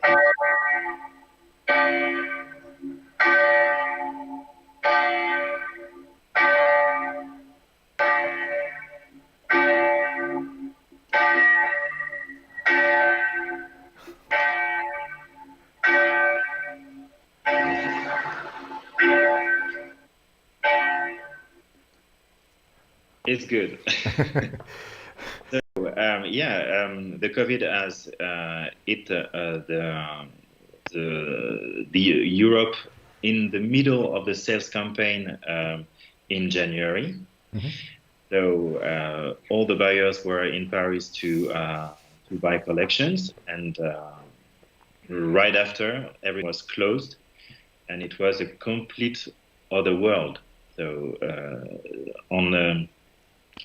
on the perspective of a brand, it started from something very interesting in January because the economy was very good at the beginning of 2020, and in 1 month the world has completely changed, and shops were closed. Brands couldn't produce their collection despite they received orders during all the sales campaign. And it has been very, very difficult for the past 16 months, clearly, even for the shops, even for the brands. And they needed to find solution, and good solution to stay alive and to keep going on their business, and maybe also to change their business. Yeah. Was retail closed the entire time, or was it like in Spain, it was closed in the beginning and afterwards it was reopened? What was the political decision from France's government concerning that topic? The first lockdown was very, very hard. It took 2 months, exactly the same as Spain and Italy. As I can remember, everything was closed. And we couldn't do anything. So no shops, nothing allowed, and it started in May last year. Then we had a bit of relief during the summer, and it started again in October. So October, it was a different lockdown with curfew and until Christmas. And at Christmas, it reopened again. But right after Christmas, once again, new lockdown, curfew, and shops are now reopened. I think from March, April, I think. It's back. It's again open. Are there any conditions, like if you want to go shopping or something, do people have to bring a test, or as it used to be in Germany for a certain while, or is the number of people that can access a shop limited, or how does it work in France? It's still limited. You can't shop as it was before. You have to respect a number of person per square meters. It is 1 square meter, 4 square meters per one person. So it does not allow a lot of people in a shop. So yeah, when you go downtown in Paris, you see people waiting waiting to go inside the shops. And we are at the moment in the sales period. I think it's the same all over Europe because we have the same dates. And you see at the front door of the shops, people waiting to go inside. Karl, how was it in Germany? Yes. And please tell us who you are and who you work for, what you do. Yes, my name is Karl Tillissen. I'm the chief analyst of DMI, which is the abbreviation of German Fashion Institute. We are the leading trend institute, trend forecasting company in the German-speaking market. We provide data-based trend forecasts, which a wide range of trend forecasts that go from color forecast, trend colors, which is the basis, and go all the way to business consultancy with a strong focus on fashion. Okay. Please tell everyone who's not German and who hasn't been here how Germany has dealt with the situation, just so that we can compare a bit how markets are at the moment. Yeah, what Germany decided to make to divide retail into two sections. One which they considered essential, which was grocery and drugstores, and almost everything else was considered non-essential. And I think in the international comparison, the non-essential, including fashion shops, clothing stores, brick and mortar stores were closed almost the entire time. So it was really, for brick and mortar retailers, it was really a nightmare, and it with short periods of half opening and then closing again, and then opening, but then you still needed a test, and so it was almost impossible for brick and mortar fashion stores to do any business for almost a year, which led to a very strong shift from brick and mortar retail to online shopping. And I think that was quite extreme in Germany. The closures of brick and mortar stores fashion brick and mortar stores were much longer and stricter than in most other European countries. Okay. Pablo, when the situation came, you had to take some decision. What was the effect on the Spanish market finally? In what state was it, and what were the consequences of the implemented policies, but also on the situation? I think we had to undertake very difficult policies, and like every country, and it was the result. For example, for the fashion industry, is that the turnover fell by 41% on the year on year, which is humongous. But I think that's something that happened. The patterns of consumption changed for every country. No one was really willing to buy fashion to stay at home, since you didn't have lockdown, but social events were forbidden pretty much for the whole year, or they were really limited. You do for home working. The beauty sector isn't very good. You don't need perfumes to be working in a computer. No one will smell you. So it was very difficult for the fashion industry.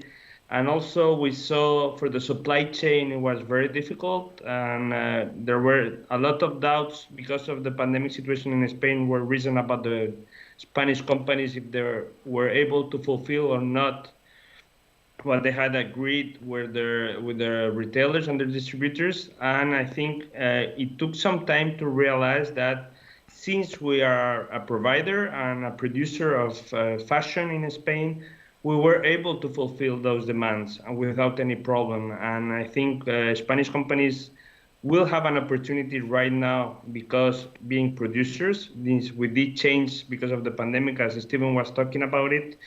No one is, everyone is concerned about having their production be made really far away and being dependent on logistics.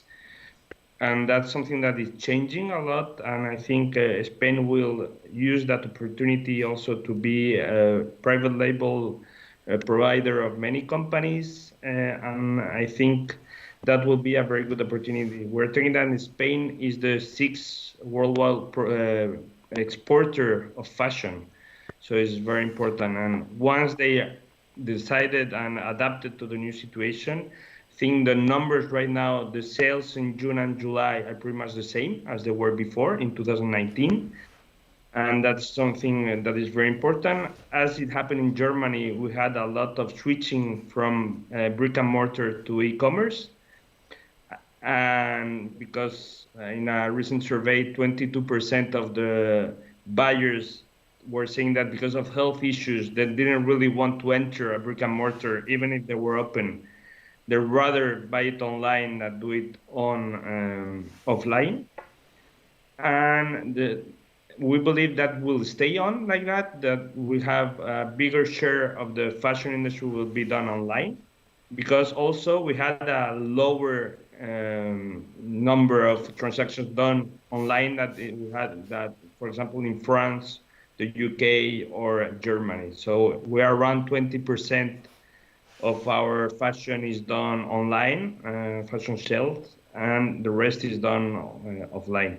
So it's I think companies are really going stronger, revising their model, revising the values.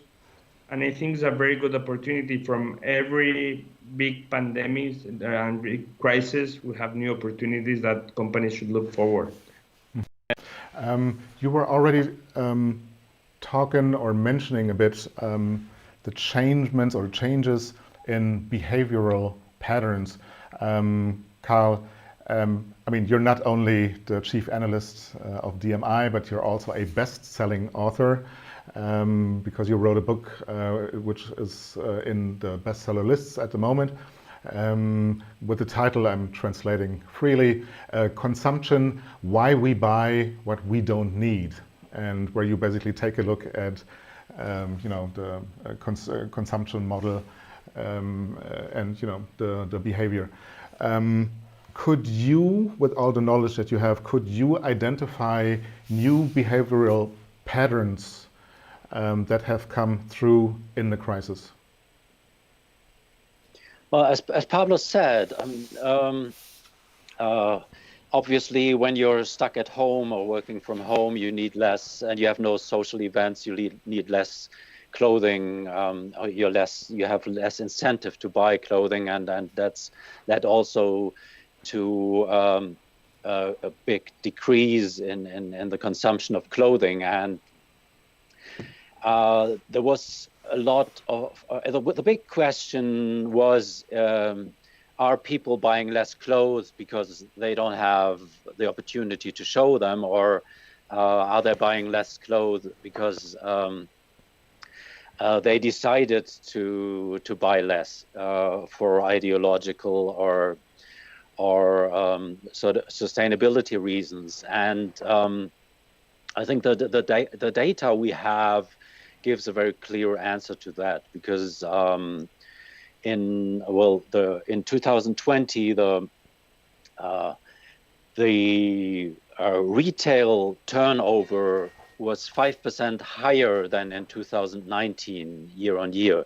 So people in total, they bought more. So obviously it's not that... Let me understand this right. So during Corona, they did spend more than before Corona? They bought more things. Things, yeah, not fashion. I'm not talking about fashion, but they spend more money. Okay. Yes. Food and wipes. I wouldn't. I wouldn't say they spent more money, because the spending on consumption includes restaurants and holidays. So went 5% down, but retail turnover, so buying things, went 5% up. So people were spending less money on experiences and more money on things, obviously, because most experiences simply weren't possible. But that goes to show that it's not a general anti-consumption zeitgeist that made people buy less clothes, but it's just that in lockdown they had different needs. They have spent more money on home entertainment, obviously, and less money on clothing. And so as Pablo's observations from Spain and our observations from other markets like UK or China show us that as soon as people can go outside again, they start buying clothes again, and they go back to the previous level, which doesn't mean that anti-consumerism isn't going to be an important topic in the coming years, but this is not going to show any day soon. But it's because now there's a pent-up demand for clothing and certain things that first needs to be fulfilled. But once this is done within, let's say, 1 year time or 2 year time, this anti-consumerism zeitgeist, or what Vivienne Westwood called buy less, choose well, make it last, all this spirit will sooner or later hit the mainstream consumer. And I think there's good reason why even typical fast fashion companies like H&M established formats like Arket, and which provide garments that are design-wise and quality-wise more long-living than a typical H&M product used to be. So no, we don't have to be afraid that now that shops are open again and lockdown is finished, people will not go back to normal when it comes to buying clothes. They are going to buy even more as there's a pent-up demand. But in the medium terms, or in the long run, we have to be aware that people will be buying less than they used to in the past. Steven, do you agree? Is that something, or where would you see the long-term trends when it comes to the change in behavior? And do you also have examples of new trends that you see in France, that you maybe see in Paris, new concepts that haven't existed before, but that also go that are sort of due to the new corona and pandemic situation, but stem from a different approach and a new way of dealing with it. Yeah, I totally agree with Carl's approach. I think it will take a bit of time to reach the mass market, but this way of thinking, buying less and being more conscious about what you do and where it comes from is really taking a step ahead now, of course, in France, but also in Europe. And it's really touching also the young generation. What we can see right now is that, okay, you have a lot of chains, so you have a lot of big brands, you have a huge market of mass consumption. It is here, it is still working. And when you take the IFM data from last month, it says that the specialized stores are increasing on the past months, and they are like I think it's around 13%, an increase of 13% from previous May 2020. So it's still standing and it's still here. But on the other side, you can see new way of consuming. For example, the young generation is more eager to go on second hand. And the second hand shops, for example, in Paris, it's flourishing like mushrooms. You have second hand shops everywhere. Before you went to London to see second hand shops everywhere, but now it's also in France. In Germany, it's already there for a long time already, but now France is discovering the second hand shops. So it's a bit funny, but you have another new way of consuming fashion and new way of giving life to the products. But it will take time to see a real shift in the way the population is totally changing their habits, clearly. I mean, because you wanted to do a physical trade fair, how did it affect your business, and what did you learn from the pandemic? Learn as an organization. You have different approach. Before you had a small a lot of people said that the trade shows are dead. It's old-fashioned, and it was a bit decreasing. But 16 months after the COVID, you need to have new places to make exchanges. You have to see the people, you have to meet the people, you have to touch the products, you have to discover, you have to recreate emotions, and you have to also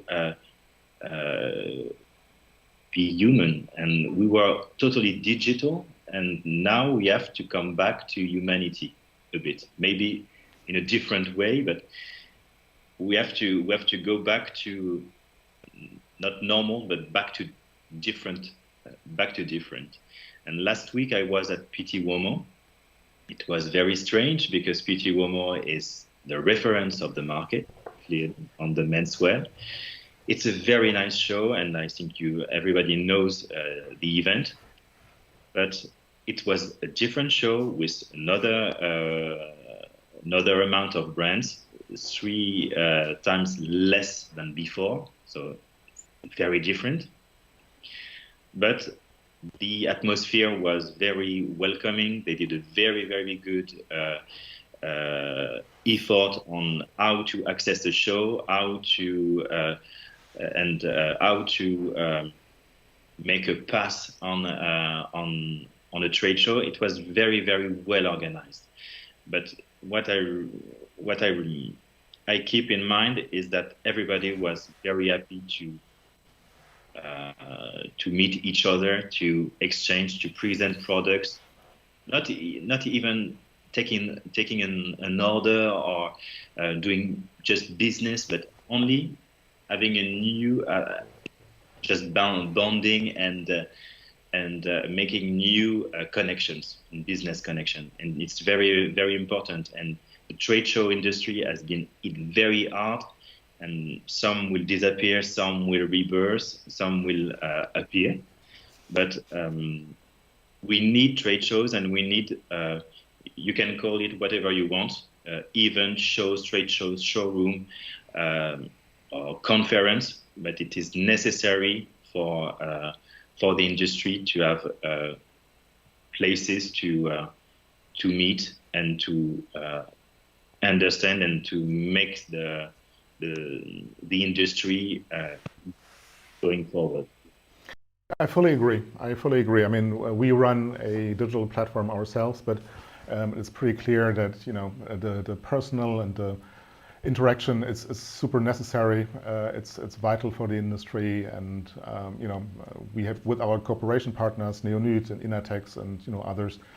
We always say it's not the same, and digital will not replace the physical world, but it will be an add-on, and there are advantages to each media, basically. There are certain things that digital can do very well, and there are other things that the physical world does better, obviously, like haptic and touch and feel and all that.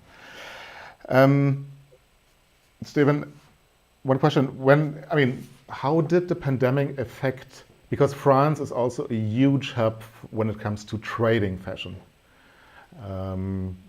Germany is more like a place where the consumption is, and Spain is also a producer company, so you're also a producer company, but for most you are a trading platform. How did Corona affect that function of the trading hub for a certain good in France? Obviously you probably think that did it affect them or did it not affect it? You mean for the market globally? Globally, yeah. I mean, whoever is trading something on a fashion market also sooner or later has to go by Paris, in one form or the other, in fashion. So, with all the trade shows not taking place, it's been a gap of 2 years, basically, that anything really took place in France. Do you see any damage that has occurred from that? Of course you have damage. It would be totally misleading to say everything is normal, nothing happened. Yeah, it happens, and it's still really important. You have a lot of trade shows such as Germany and you have a lot of trade shows too. And also Spain, you have a lot of trade shows and events dedicated to fashion, and everybody has been hit. And you can, when you live on the rhythm of fashion weeks and trade shows, it's difficult to pass from 4 fashion weeks to nothing, or 10 trade shows a year to nothing. It's really. It was crazy. Nobody experienced that before. And the consequence of this, I think we will see it not right now because we are still in the pandemic. And the consequences, we will see this maybe in 1 or 2 years, not right now. Right now, it's economical consequences. Of course, when you're a trade show and you don't have any clients, you just have to survive, and you have to be mighty and find new ideas to continue to run your business as a company. And in France, we were very, very lucky because the government really helped. The companies and also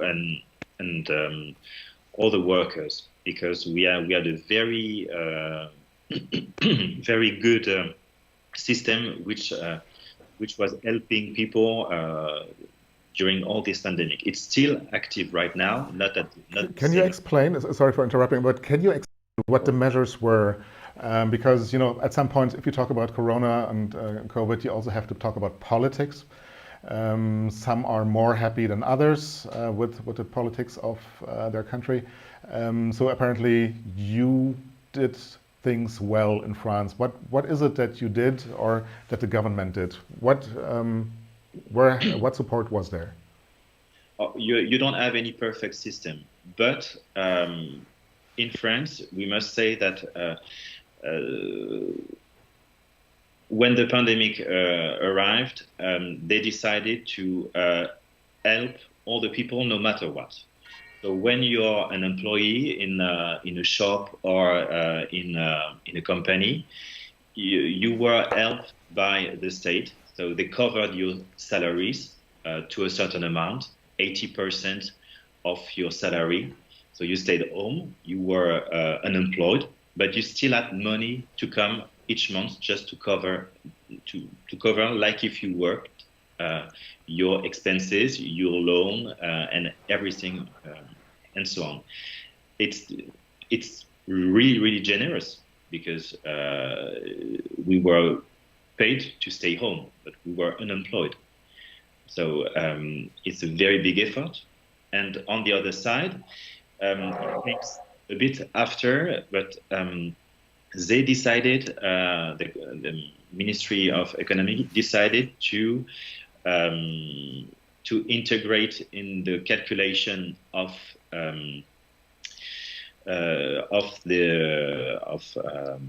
taxes the loss of all the stocks.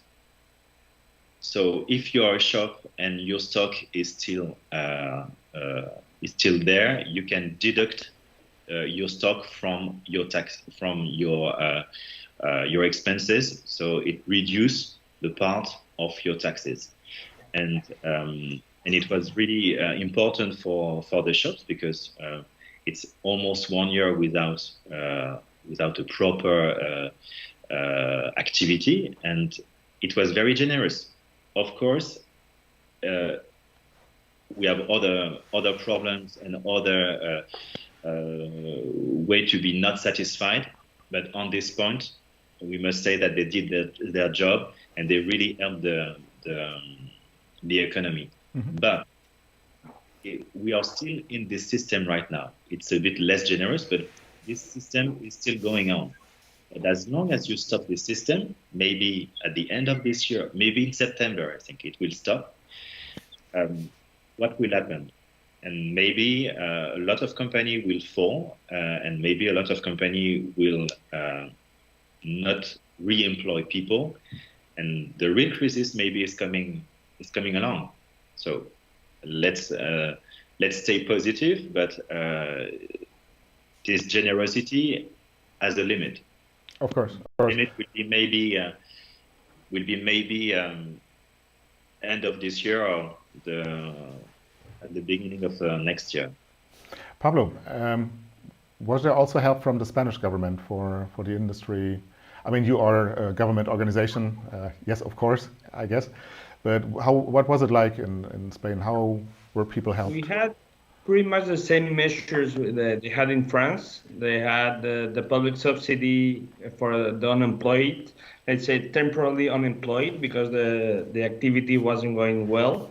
Because as you well know, a lot of our economy depends on tourism. So all those companies were facing huge problems since frontiers were locked down from Germany or UK or France. So those companies received subsidies. Also, companies were granted loans if they needed in order to survive.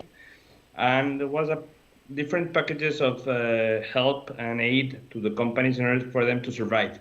They are still in place. And for some economies, they say, as they were saying, Steven was talking about France, whenever they are taken out, they will have a bad effect on the economy. But that's what they're aiming is that to cause the less problem as possible, because they will aiming to take them out when the economy has recovered as much as possible. As I was talking before, we're expecting to have everyone let's say, 70% of our population with the vaccine. So I think whenever that happens and the economy is quite similar as was before, they will take out those stimulus and they will put other ones in place, because we are going to receive a lot of EU funds with the solidarity mechanisms are put in place. So I think the perspective for the Spanish economy is very good. We're one of the worst ones last year in the effects on the GDP, and the perspectives are getting better and better for this year and the next 2 years. Yeah. Are we just as lucky as those two are in Germany? I think we had a different approach to solving the problem. Statistically, only 13% of the German economy were directly affected by the pandemic or by the lockdown. The 87% of the economy were only indirectly affected. So our government focused very much on these 13% and tried to find out what are the individual problems of, like, let's say, restaurants, bars, theaters, cinemas, and of course physical retail, and try to come up with individual solutions to help these businesses. And it was quite obvious that the solutions they came up with weren't really just, and still aren't. So it seems that restaurants and cafes were kind of the winners, and physical retail, unfortunately, were the losers, and were kind of their problems were not really seen and solved. So they had to help themselves, more or less. I mean, there were certain helps, but it wasn't. It seemed they didn't have a very good lobby and didn't really get the attention that they needed, and didn't get the solutions they needed. Yeah. So the German engine, let's call it, that is also important for the recovery of, for all of Europe in retail, still has to wait a bit. Still takes a bit of time until the engine starts back again. Carl? Yes, definitely. Yeah, absolutely. But I mean, a lot of shops they came up with their own solutions. They started selling online, or now they recover. I mean, it seems like the small businesses were had a better solved their problems better and adapted better to the situation than the big companies, big chains. They for them it was much more difficult to live through the pandemic without government help. Right.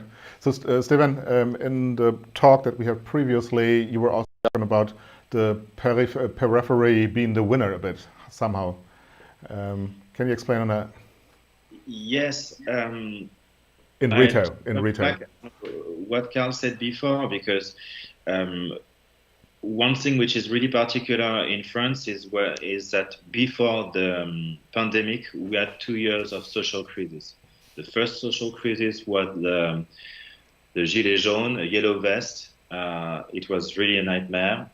And second one was the rent reform for all the rent system. The pension. It was really tough though. And 1 year after, we had the COVID. So the retail has been hit really suffered from these two social crises, and 3 times in a row, it was very difficult. So maybe the government also reacted based on this on this fact too, and this generosity is to calm down the situation, which was very explosive. We heard about that. Regarding the periphery versus Paris, the big cities, because there's not only Paris, the big cities in general have been hit harder than the suburbs. Why? Because the pandemic hit harder also the big cities, and people from the big cities left the cities to go on the countryside. And small towns and small retailers in the suburbs have been affected by the COVID.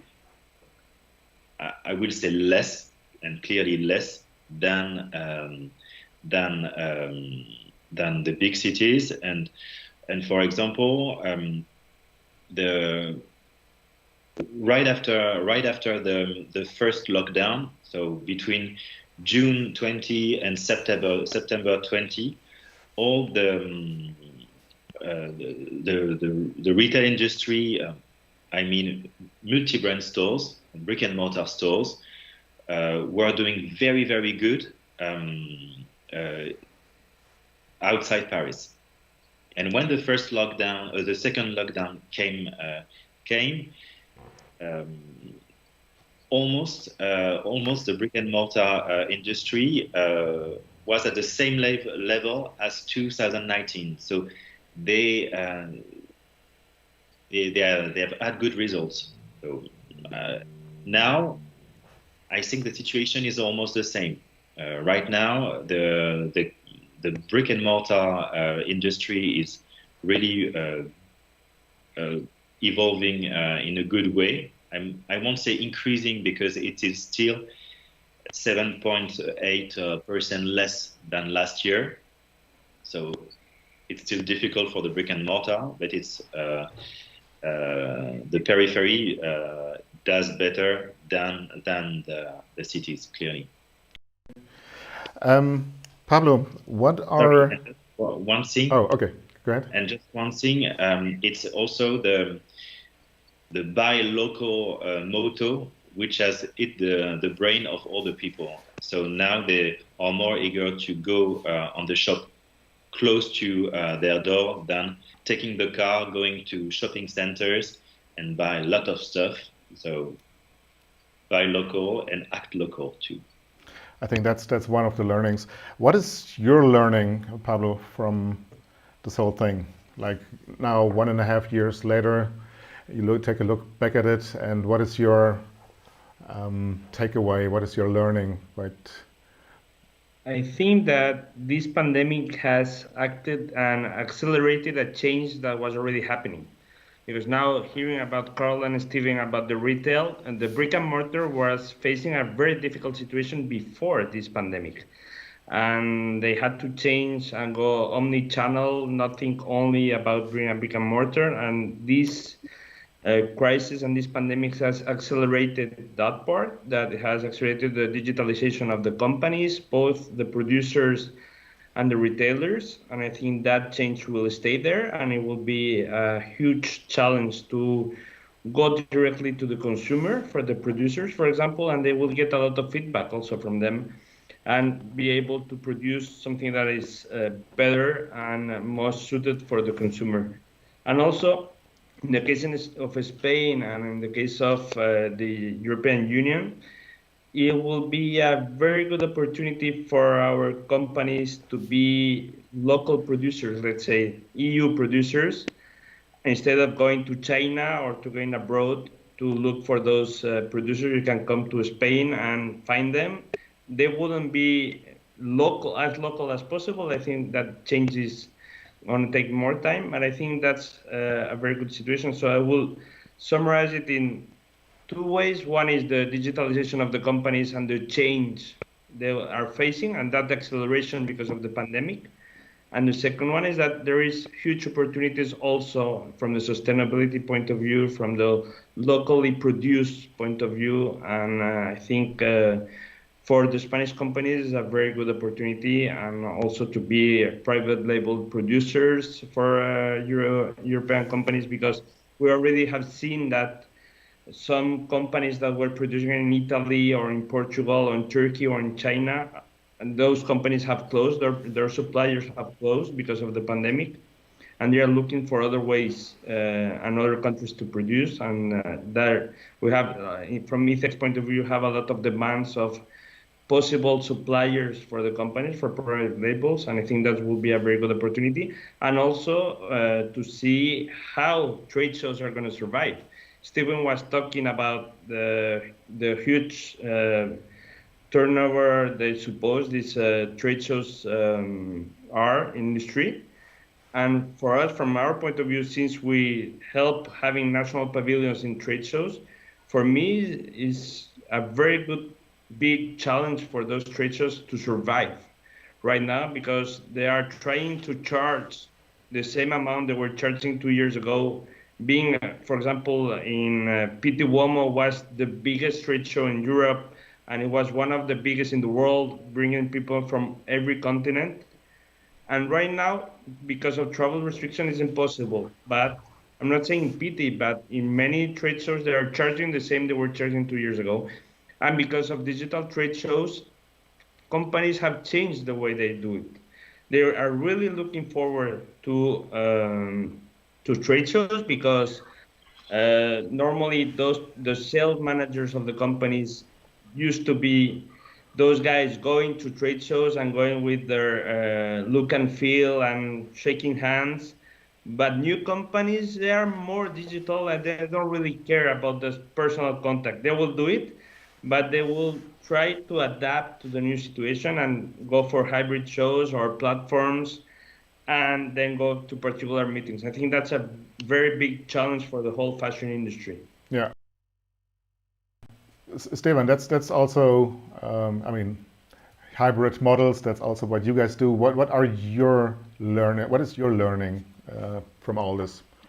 If you sit down and think about it with a little bit of distance and with a good cup of coffee, and you can't do like nothing happened.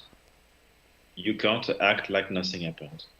And I totally understand Pablo's concerns and the way of thinking, and this is the reason why we did View, because we believe that you need places, but there is not only View. I mean, you have different options on the market. You have different shows which are not charging a lot the brands to exhibit the same as they did before. But a trade show is a cost. A trade show is an investment in terms of time, and it's an effort, and it's a lot of work.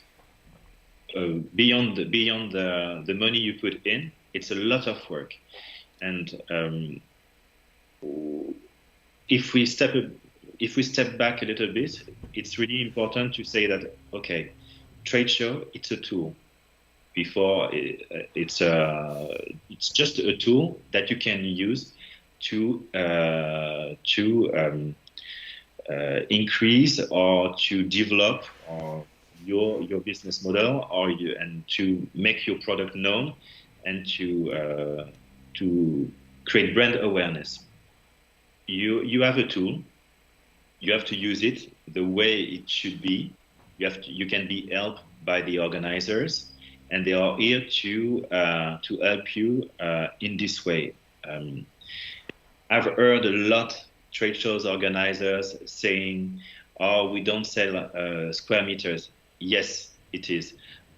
To a certain point, when you are on big halls and big places, you sell square meters. You can't say that you are doing a selection. There is no selection. And what a brand is looking for is to find the right place where the brand feels comfortable, and they are sure to see the clients they are looking for. And this is the main concern of the trade show today: how to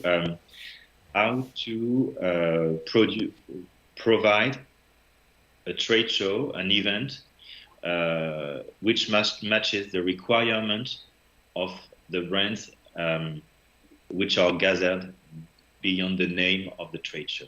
And this is very important. Of course, it is a cost, but the advice I would tell a brand is, okay, which community do you belong to? And based on this fact, choose the right event.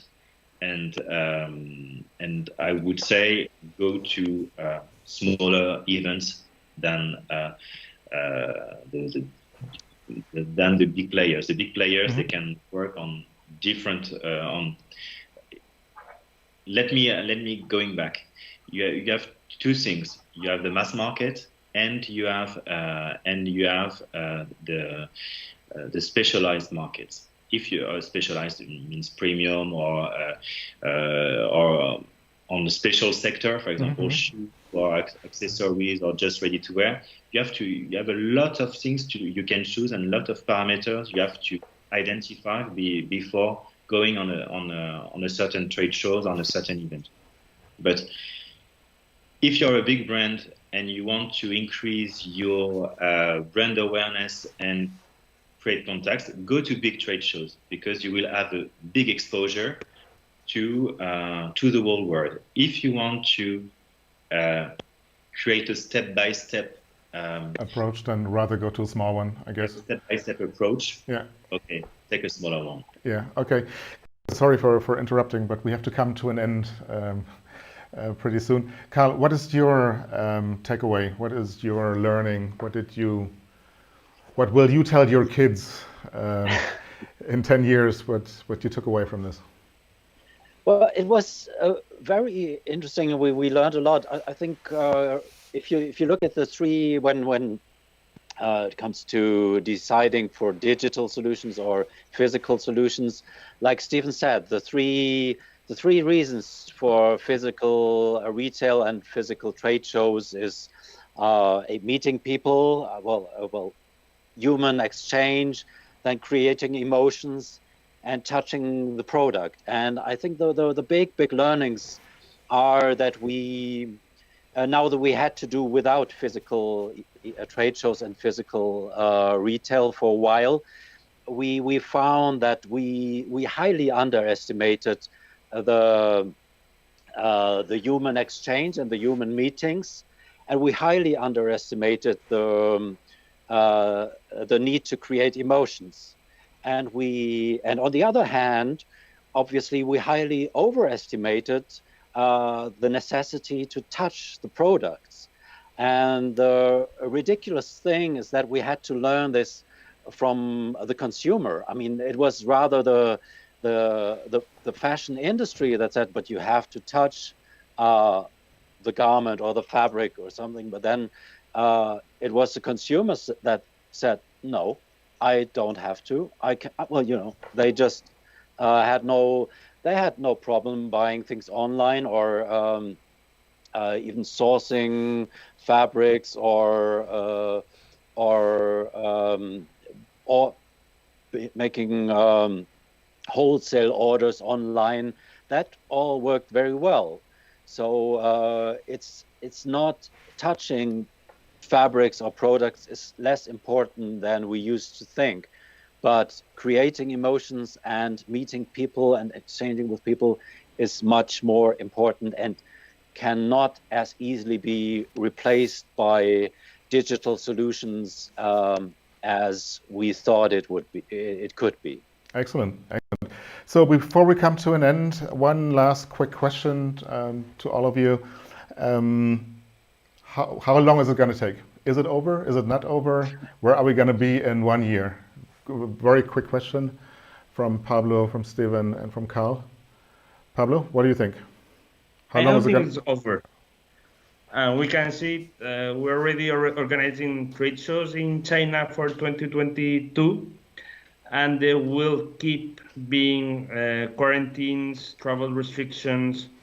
So we really don't think it's over. We are not going to normality as soon as we want to, but we'll have some kind of normality in Europe, at least for the next year. But going global, the globalization as we understood it, I think that's, I don't know if it's over, but it's different. It's going to be different, and the supply chains will change, and we'll go more local than we were before. Yeah.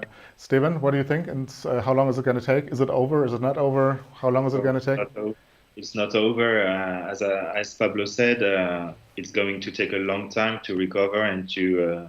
I'm not sure if be back to normal is still something that we can say. It will be very different and going. It's not over, and in the coming months, it will be still complicated. Maybe end of next year it will be a bit better.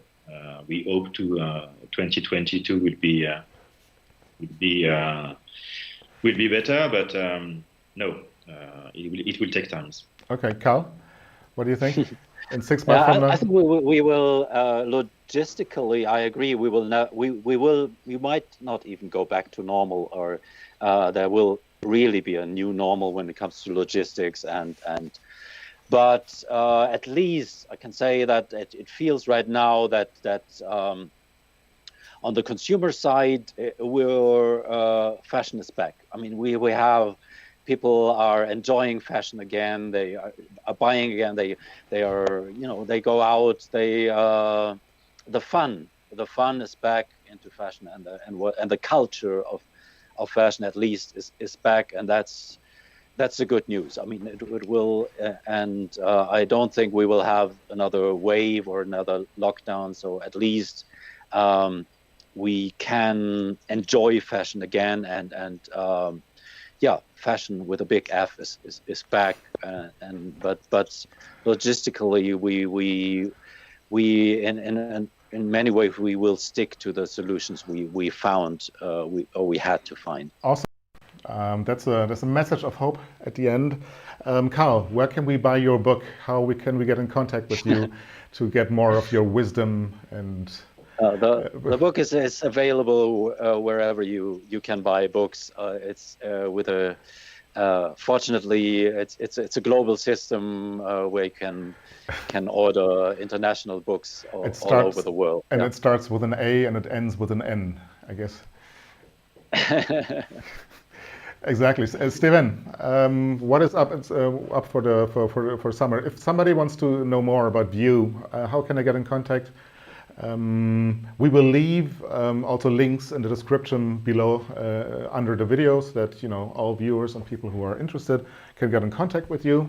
But besides this, any final words for the viewers? Anything that you want to communicate at the end? Yes, if you want to belong to a new community of fashion designers and fashion buyers, join us in January from 21 to 21st to 23rd of next January in Paris. So. Yes, we will. Pablo, you told me yesterday that ESEX is not only for export, but it also can help other countries to know more about Spain. What was it?